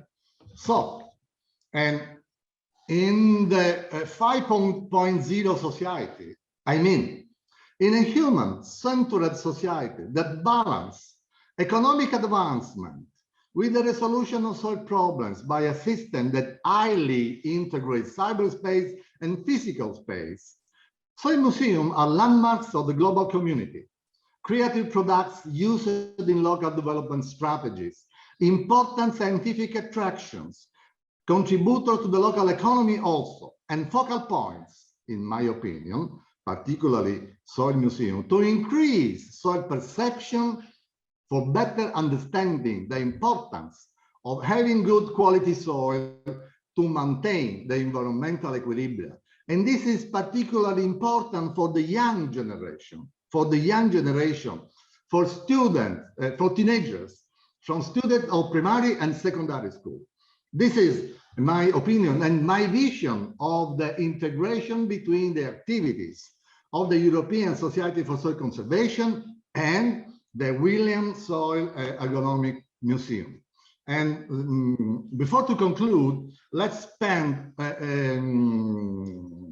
dear Professor Wassenaar, let me spend only 30 seconds to invite you and all the audience to our next international congress that will be hosted in South Italy, in my region, in a very nice city, a small town near Palermo, in a very nice building that hosts a museum.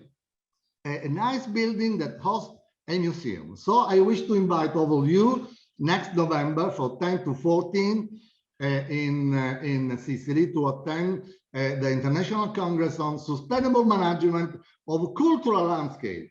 We need culture in the context of the European Green Deal. And sorry for this, and thanks a lot for your attention, and dear Ivan, спасибо. Большое спасибо, дорогой профессор Даце. Я думаю, что в развитии вашей... Very much, Professor Datse, and I think that in the development of your presentation, we can discuss the preparation of a certain page in the newly launched website of our museum dedicated to soils and to the preservation of soils. So it will be a kind of a interlapping information about the interests. And thank you very much for the presentation to take part in your Congress. They are always interesting. They are organized by your society, and I hope that many of the participants will be able to meet you personally, and we hope to meet you many times in Russia, in Moscow. And please check the questions, because we have questions sent by participants in our chat. Thank you very much, Professor. Thanks a lot, dear Professor Wassenaar. Слово для следующего доклада представляется... The next presentation will be given by our long-term friend of the Timiryazev Academy and Williams Museum, and Elena Yurievna Sukhacheva from St. Petersburg, and she's the director of the Central Soil Science Museum named after Dokuchaev. She started to work from the very beginning, and taking into consideration the electronic database, we accepted the database which is fruitfully used in St. Petersburg in the Dokuchaev Museum. Good afternoon. First of all, I would like to congratulate from my heart on this day, because it is us people who are working in the museums. We can appreciate the work that has been carried out here to reconstruct the museum. Of course, it is a fantastic work. It's very good, and thank you all who took part in that work and who supported, who provided financial support. And today, Ivan Ivanovich already mentioned how many people, the designers, photographers, the specialists in soils took part in this work. It is very nice when these expositions are relaunched. Thank you very much, Ivan Ivanovich, for inviting me to make a presentation. And as Pavel Vladimirovich said, I could speak for hours about the work carried out by our museum with the different strata groups of population. But I was asked to speak about the digitalization of soil museums, and that is why I'm going to speak about that. Although, of course, I will also speak about the work of our activities of our museum. Today, we have already said that all scientific and arts museums have different functions, which could be separated into three groups, which is research, cultural, educational work, and a collection, the gathering and archiving of collections. As for the research, we're not going to discuss this subject because it's too vast and it is not relevant to the specific museum activity. But I would like to dwell on the two other groups, and this is the awareness raising about soils among the populations and the collection itself, how it is collected and gathered.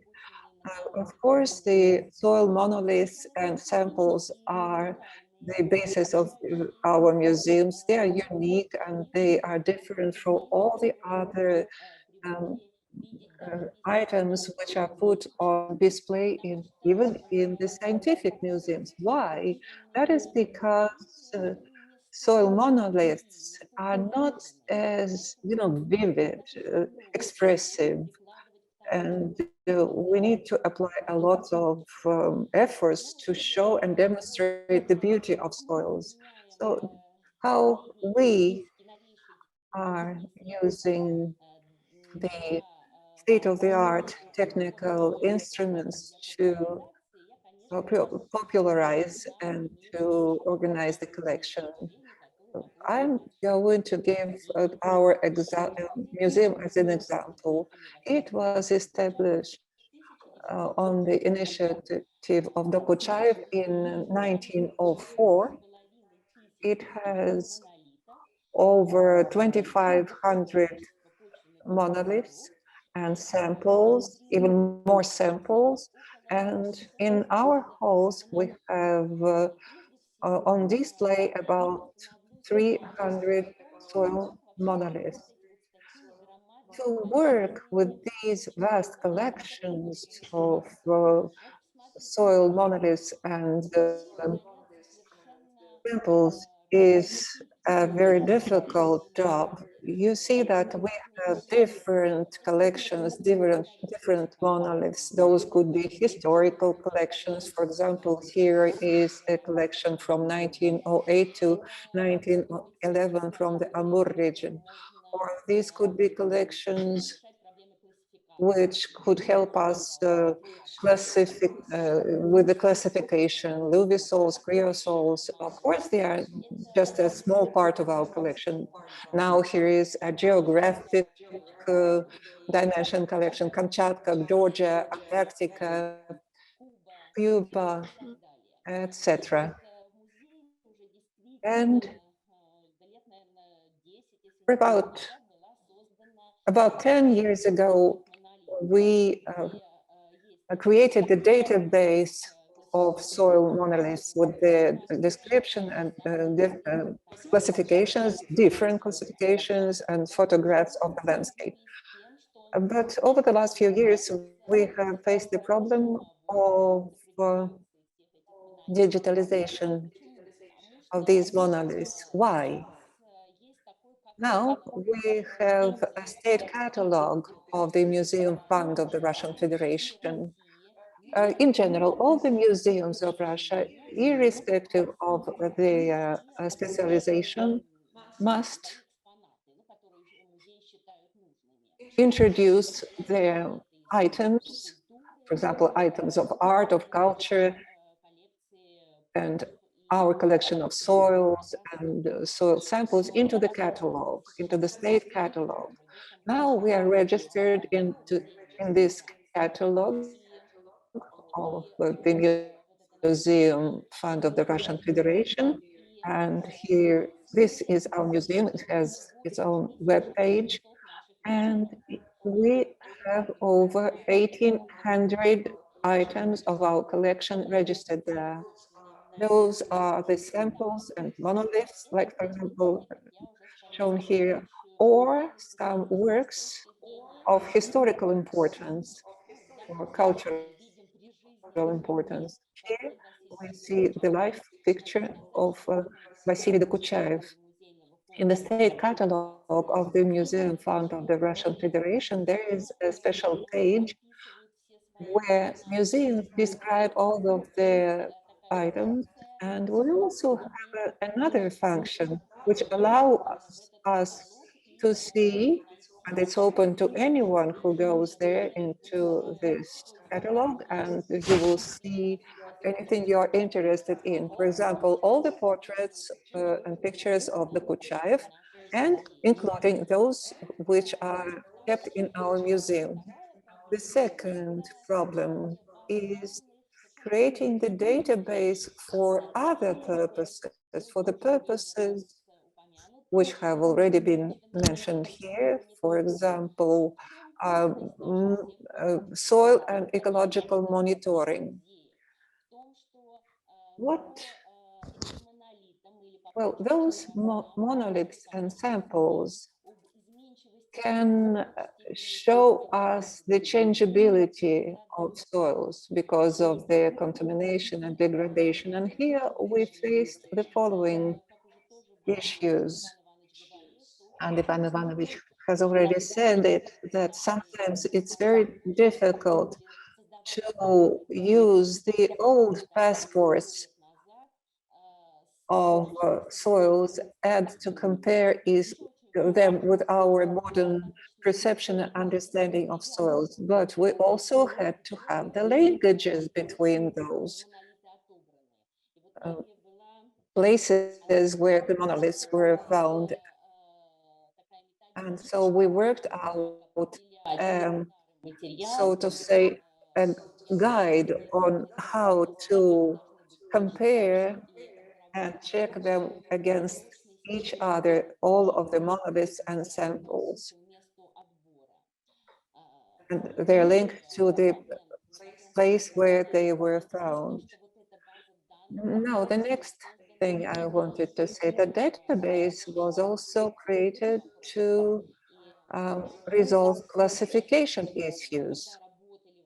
When we worked with this database, when we were setting it up, we decided to use our own criteria. Photo fixation of soil monoliths. Of course, the modern technologies make it possible to take pictures of high quality, even in non-professional equipment. But first of all, color is important because we are talking about the importance of comparing all of our soils, well, for example, for classification purposes. And what do we need for that? Everybody understands, all the experts in soil science understand that one of the features is the color of soil horizons, and this color of soil horizons should be unified in the process of photo fixation or for the purposes of photo fixation, and it should be unbiased and objective. And among all the features, it would be the balanced color and light, and the color should be adjusted, the balance of white should exist, and other color scales should be used. Otherwise, we lose the value of digitalization of the monolith pictures.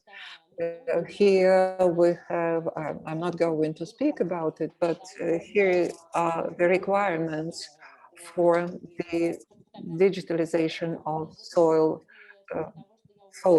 photographs. And on the basis of that, apart from the database of our museum, we also create a database of the different features. For example, here we have the radionucleus in Russia. The second part of my presentation is dedicated to the education and popularization.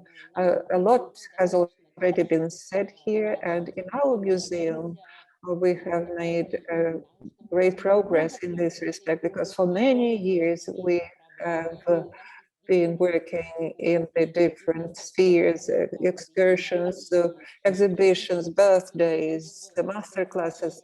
We had lots of events, and thank you very much, Pavel Vladimirovich, for the high words of estimation that you have described our museum with. Here on this picture, you see what we have in our museum in terms of multimedia interactive content. These are our cartoons and the video films. Now we have also our exposition. This one was used with the state-of-the-art tools. This one is the shrinking skin of our planet. We are speaking here about the food, about the soil of our planet, due to these and other reasons, is shrinking. In our museum, we are trying to respond to and react to the latest achievements. We know that over the last decades, research of soil microbiome has been in the focus of attention. And so we have created this exposition of soil microbiome, which is opening our subsoil, so to say, space. Over 10 years ago, we had an artist coming to us. And we had an exhibition of contemporary art, which was called Terra Incognita. Here on this picture, you can see it. And of course, this exhibition, we wouldn't be able to organize it without the technical means and technical advantages and digitalization. Modern world lives according to the laws of digitalization. We must somehow get adjusted to it. And this exhibition, when it was first organized, was a little bit misinterpreted. But then we realized that we should take our knowledge of soils and modernised to a new level. And so the next exhibition we had in Moscow, it was also prepared by our museum. It was called The Incubator of Life, and it was dedicated to soils. Another one, it was organized in 2019, just on the eve of the pandemic, and it was also created with the help of the artists from the art science. And it was dedicated to the World Soil Day in December 2019. It was organized at our museum. It was just one of the exhibits in our academy, in our museum. And this is how the artists saw the link between the plants and soil. And that's the subconscious part of their understanding. Another dimension is online sources. In the internet, and someone has already said it today, that the modern museums are all of them listed and they are present on the internet, because any person planning his going out, so to say, when he wants to go to a museum, he needs to know which exactly museum. And the majority of people just do not know about our soil museums, and we need to attract people to get them involved into our activities. You see the integration, the Williams Museum, the Moscow State University Museum. This is our page on the internet, on the web. And speaking about the online sources, I would like to speak about our experience of inviting people and getting them involved into our activities. In 2019, we created a scientific portal with our colleagues who are very far distanced from us. Institute of Geology and Geochronology and the Hermitage, our world-renowned museum, were involved in that activity. And thanks to the awareness-raising events and activities, you see on the night of the museums, there is a line, a queue of people standing and waiting to go into the museum, and over 5,000 visitors we had on that day. Speaking about the prospects of digitalization of the soil museums, and of course here,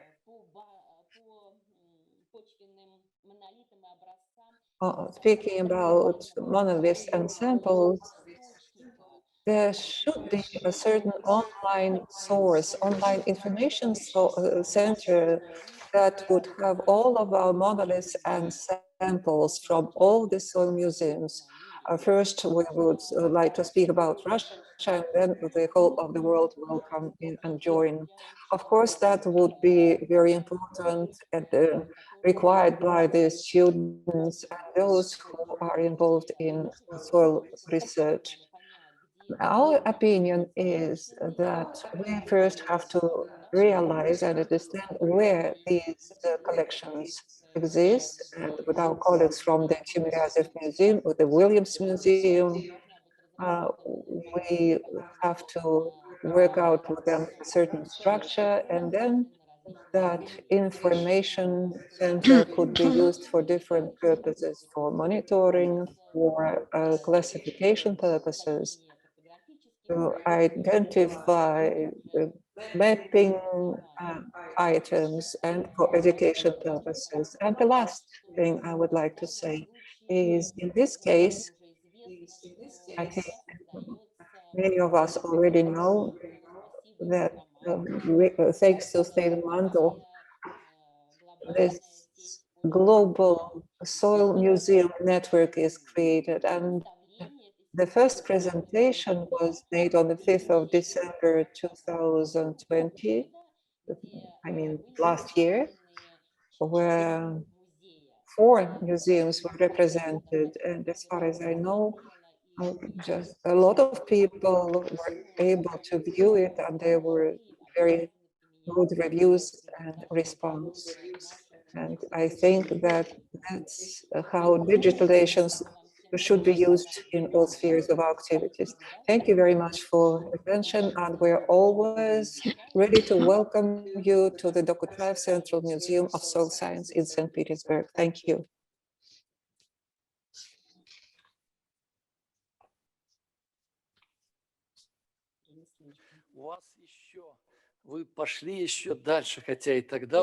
You went even further. Even before, we were wondering how it was possible to combine arts and science, but you went even farther.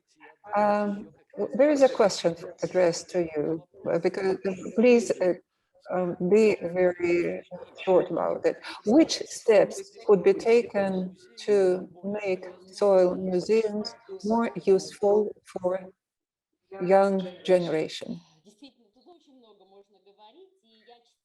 Well, in fact, a lot can be said here. I have already shown it in part, and of course that is the inviting the kids of all levels, master classes, programs, games, any kind of participation in programs. For example, now in a week, in a few days, we are going to take part in the Night of the Museums, and that's a major event with lots of people coming to the museums, which are open for free. And in September, we will also have a ground effect exhibition. We'll have a lot of things on display there. I think that any means will do. Thank you very much, Elena Yurievna, again. We will try to work in parallel or together move forward so that our museums would be of interest to a maximum extent, both in the virtual, online, and in the physical presence of the people. You have already done a lot, and we have a lot to learn from you. Thank you. Our next presentation is President of the International Union of the Use of Soils, Ralph Leutges, will continue to highlight the issue of kids in the soil museums. You're welcome.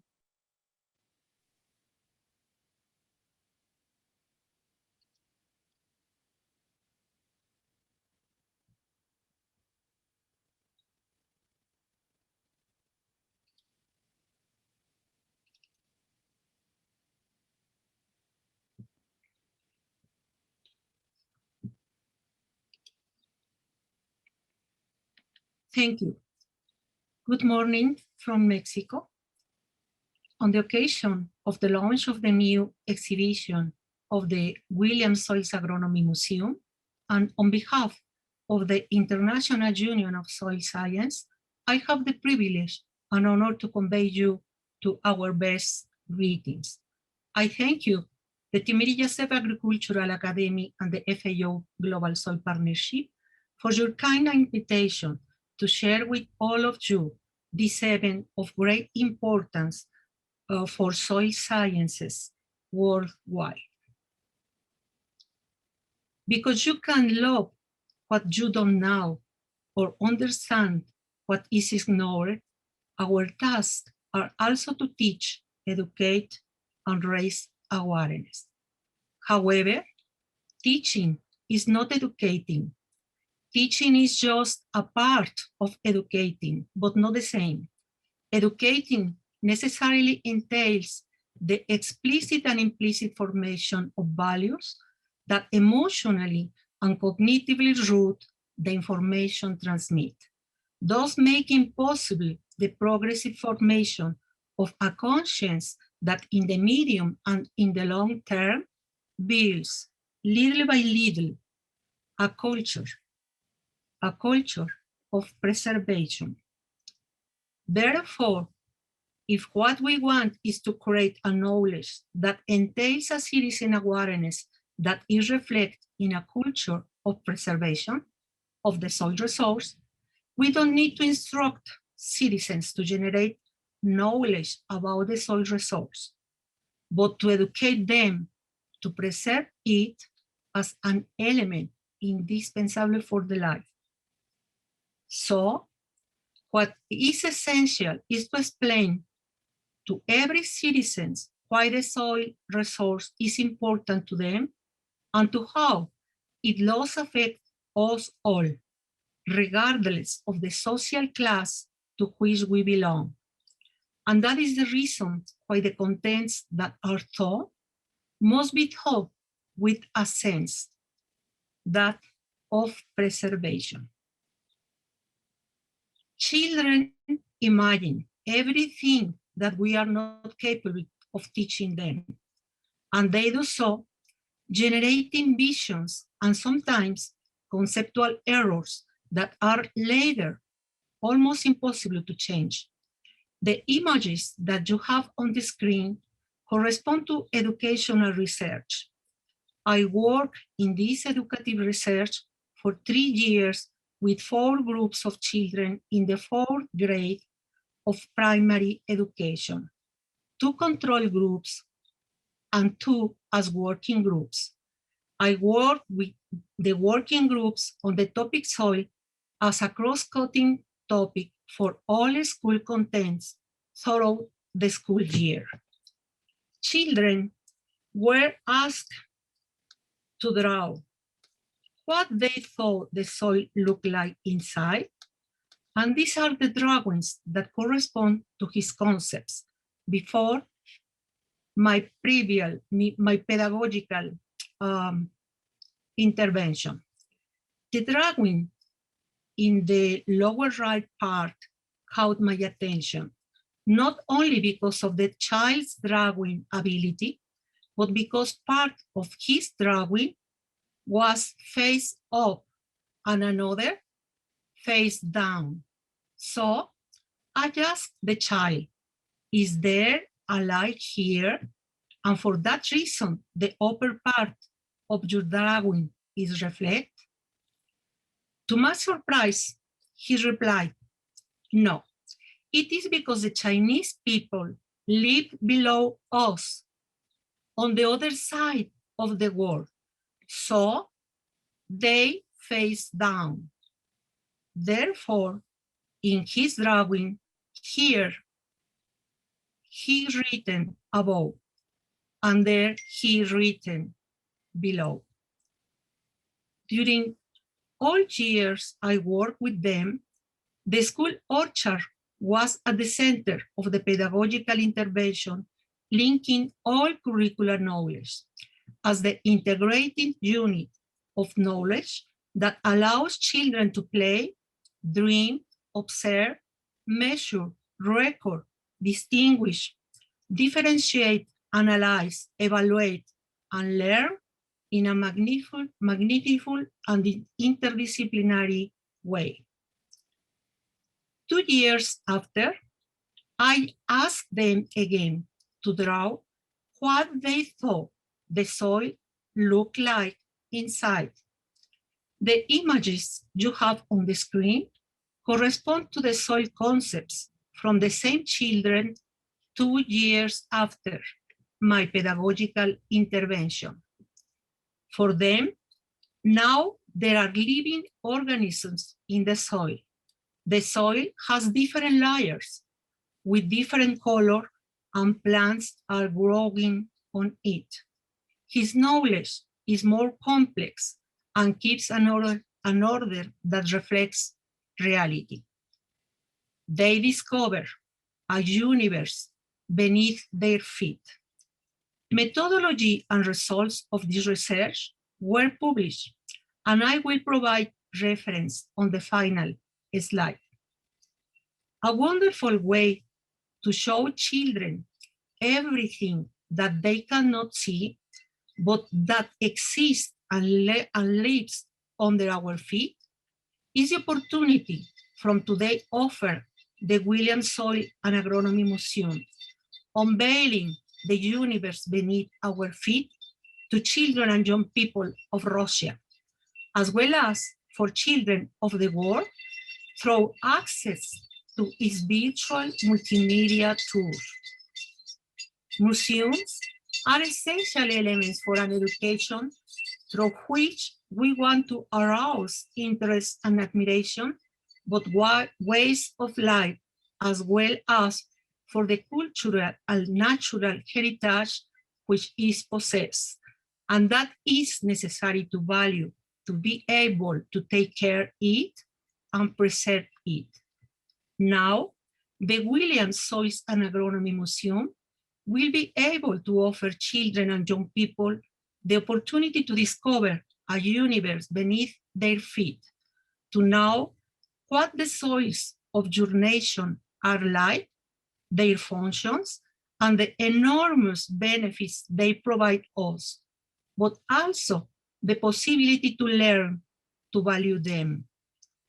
It also offers people from the other countries the opportunity of knowing and exploring the collection of black soils from Russia, and the importance of this action will be possible to evaluate through the educational and awareness benefits that this joint action between Russia Federation and Global Soil Partnership can provide to offer multiple perspectives of teaching and learning, design learning activities that allow students to work actively in the construction of knowledge, expand the limits of access to knowledge through interdisciplinary educational proposals, offer opportunities for collaboration and cooperation among peers, and developing educative researches on soil science to improve his teaching. The USS International decade of soils has defined as its two large priorities: to stop land degradation and to put the main focus of our activities in educating school-age children and young adults. This is the general framework that precedes and set the USS Goes to the School education project.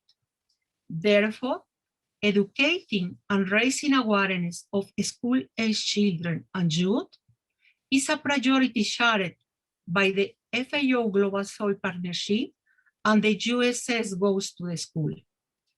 We are working together to engage soil scientists and societies and educating young people. And on April 19 this year, we launched together The Magical Work of Soil Biodiversity, a collection of 10 children's stories from around the world to show them the universe under our feet and allow them to learn why we need to protect soil biodiversity. However, stopping degradation will not be possible if only future soil scientists know its value for the existence of life. That is the great value of the new exhibition of the Williams Soil-Agronomic Museum launched today, so that children and young people know what the black soils of Russia are like and to realize the soil value for the existence of their lives. That is how the awareness that accompanies knowledge is formed and enables the construction of a culture of preservation. We need to work together on it and a lot. For that reason, I thank the Russian Federation and the FAO Global Soil Partnership for the great work done to digitize and reclassify one of the largest collection of black soil monoliths in the world. Thanks too for the English translation. From the USS, the educational project The USS Goes to the School will be joined to spreading it through his website for children and young people. Congratulations and thanks for your kind attention. Большое спасибо вам. Будем надеяться и даже уверен, что информация... Thank you very much, and we will hope that all the images that are represented on your website will be interesting for our school children or for students who will be future parents and who will have to explain to their children how and what the soil looks like, and so that they should start conserve it from the very beginning. You know, from the first sight, it seems to be very simple, but you know that not starting from the young age, we have to think how to explain to children. Probably it will be easier to explain it to adults, but they have to know and they have to understand how to preserve soil as basic of our life. Thank you very much for this. Thank you. Thank you, Jude. Спасибо. Перейти к следующему And докладу. now allow me to, it is very important to deliver knowledge about soil to our children, to our young people, and to our adult colleagues who work in the production, because it depends on them how soil will feel like, В этом плане для нас очень how важен it will feel like in the near future. And the next presentation will be presented by Alexey Nikolaevich Nalyukhin, Deputy Director of the Research Scientific Agrochemical Institution named after Dmitry Pryanyshnikov. And he will talk about the prospects of the use of collection of the soil collection belonging to Williams Museum as repair objects of regional and agroecological monitoring. Good afternoon, dear colleagues from abroad and from Russia. I feel very happy to be present here at this global event.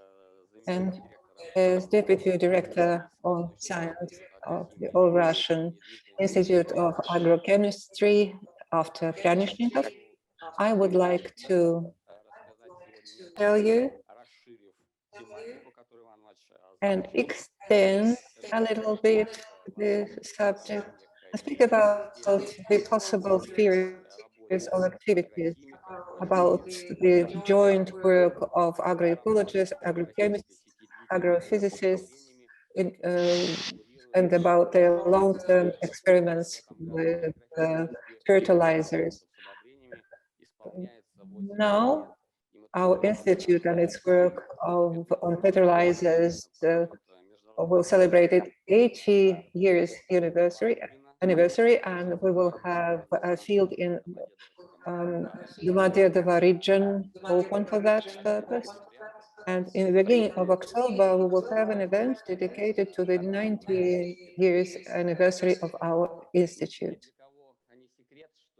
It's not a secret today that we are dealing with two factors which are directed in opposite directions, increased population and, unfortunately, net resource depletion, including soils.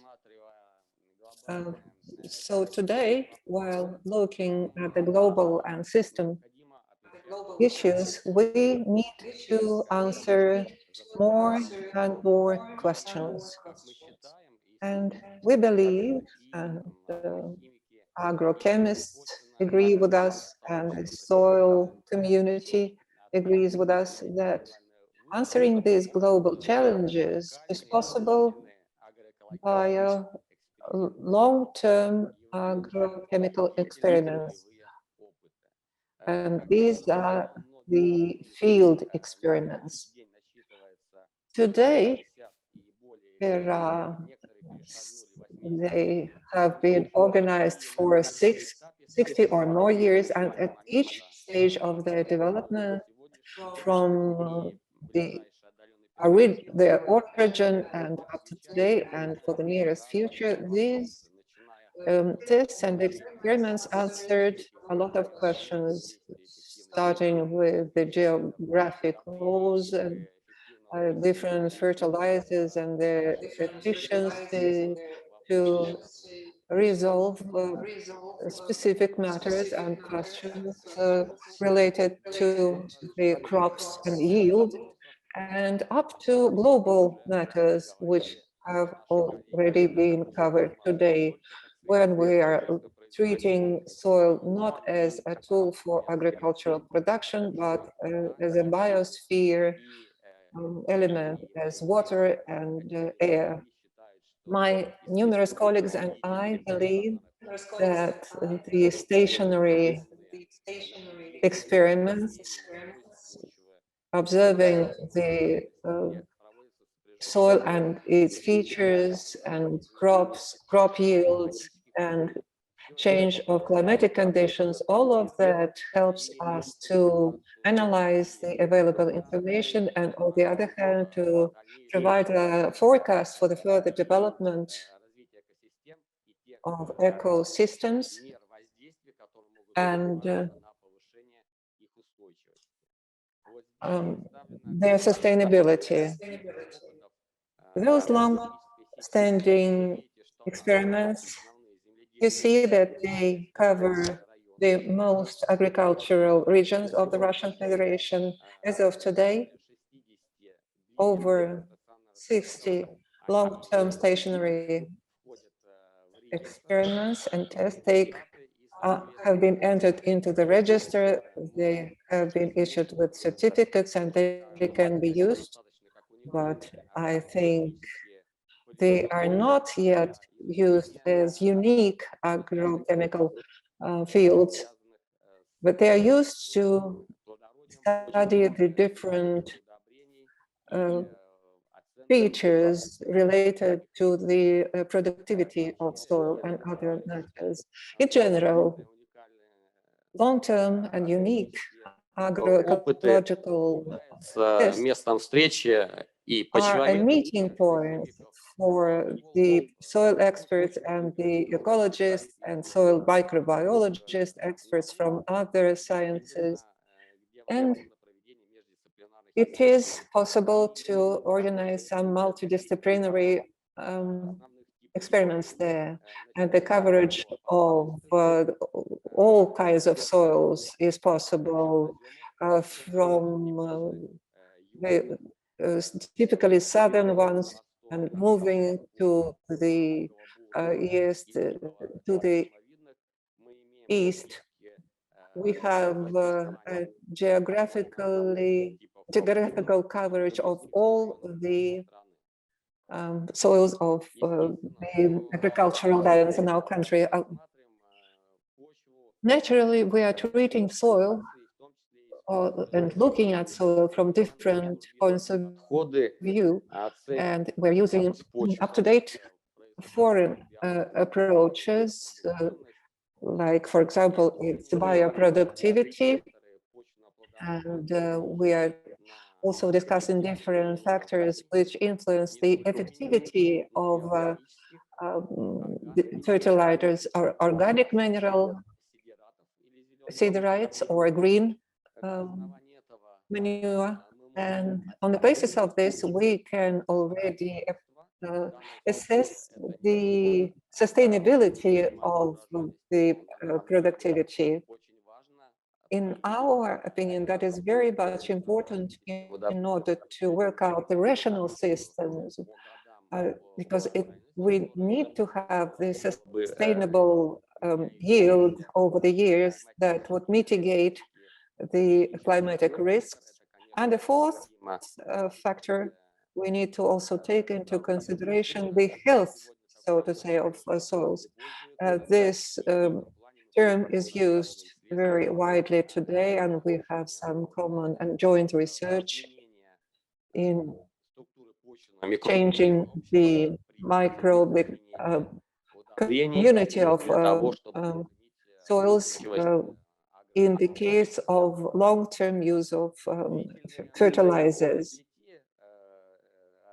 Long-term experiments have been designed by Pryanishnikov in 1941. You can imagine that on the eve of the Second World War, everybody had an understanding,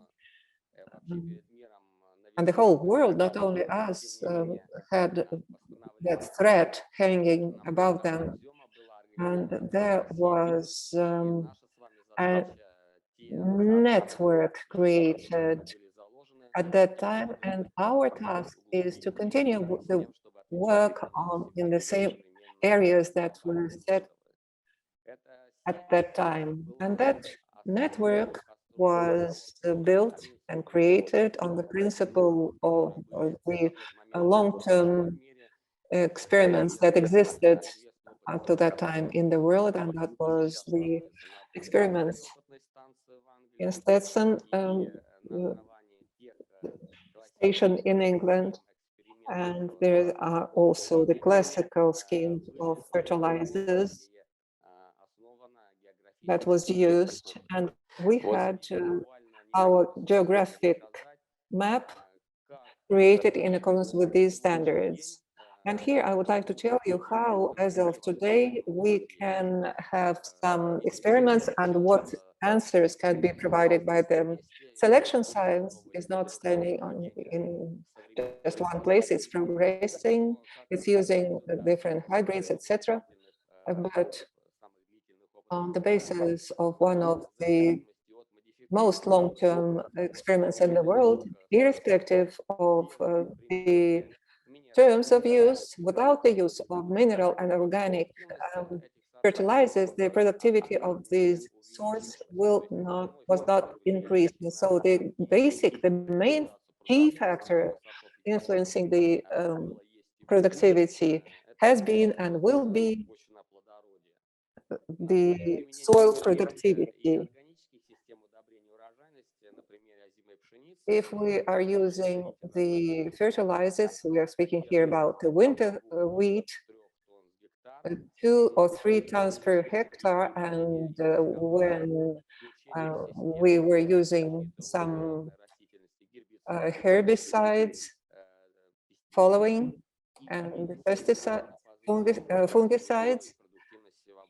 It made it possible to triple the productivity. So these are our reserves, and these are our answers to the questions that we're facing today. It is very important to take all of this into consideration and to use it in practice. So the new factors are the long forgotten old ones. And that is why we can say that the experience of our institutions will be able to provide answers for the questions posed by our climatic zone. Recently, we had an assessment of potential productivity using the example of wheat production in the different countries of the world, especially since fertilizers in Russia are not used very extensively, intensively, I would say. And the potential for raising the yields is rather high.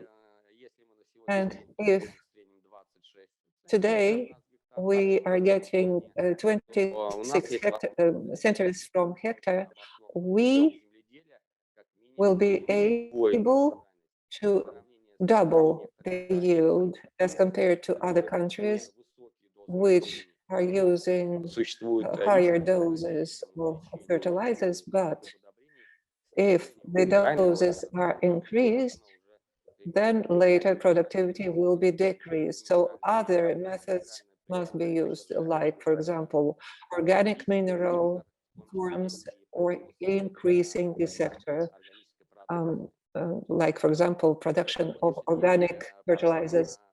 As of today, apart from the efficiency of fertilizers, the long-term experiments are used in the different regions of the Russian Federation, where we're using the system of protecting plants and the different levels of crop rotation and irrigation, amelioration, and the complex of those factors, how they influence the productivity and the sustainability of the system. So apart from the efficiency of fertilizers, we are also studying the regional factors which might considerably raise the productivity of agroecological systems. And the long-term experiments which are made in Barybino at our experimental field show us that through correct use and scientifically based use of mineral organic fertilizers, siderates, and other fertilizers, against the background of chemical substances and plant protection agents, it will be possible to increase the winter wheat production from 12 to 60 centers of wheat per hectare in favorable years, favorable weather years. Can you imagine that a few years ago, we got only 10 centers per hectare, and thanks to the combined effect of the fertilizers and increasing the productivity of land in the Moscow region, we can already get 60 centers, and in some optimal cases up to 80 centers. In the 60s and the 70s, nobody could even think of these amounts, and our great reserve is, on the one hand, to intensify agricultural production, and on the other hand, the lands that are not used in for agricultural purposes could be adjusted in their use depending on the specific situation.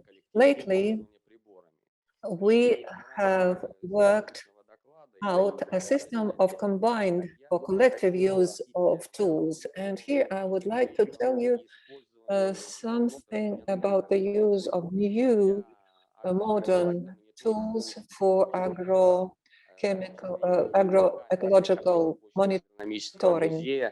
And that also is related to the collection of the Williams Museum using the isotope mass spectrometer, which is available in our institute. We can determine the correlation of nitrogen and other substances in the soil, and we can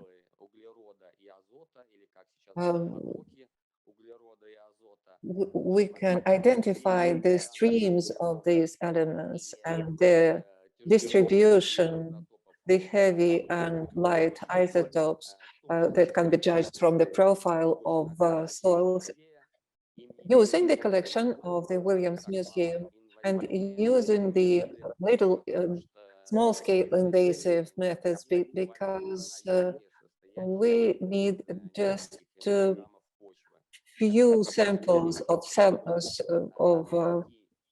a couple of milligrams of soil, and that could help us to identify and classify these soils, and in mapping, creating an isotope map that would help us to identify these soils in taking into consideration the isotope correlation.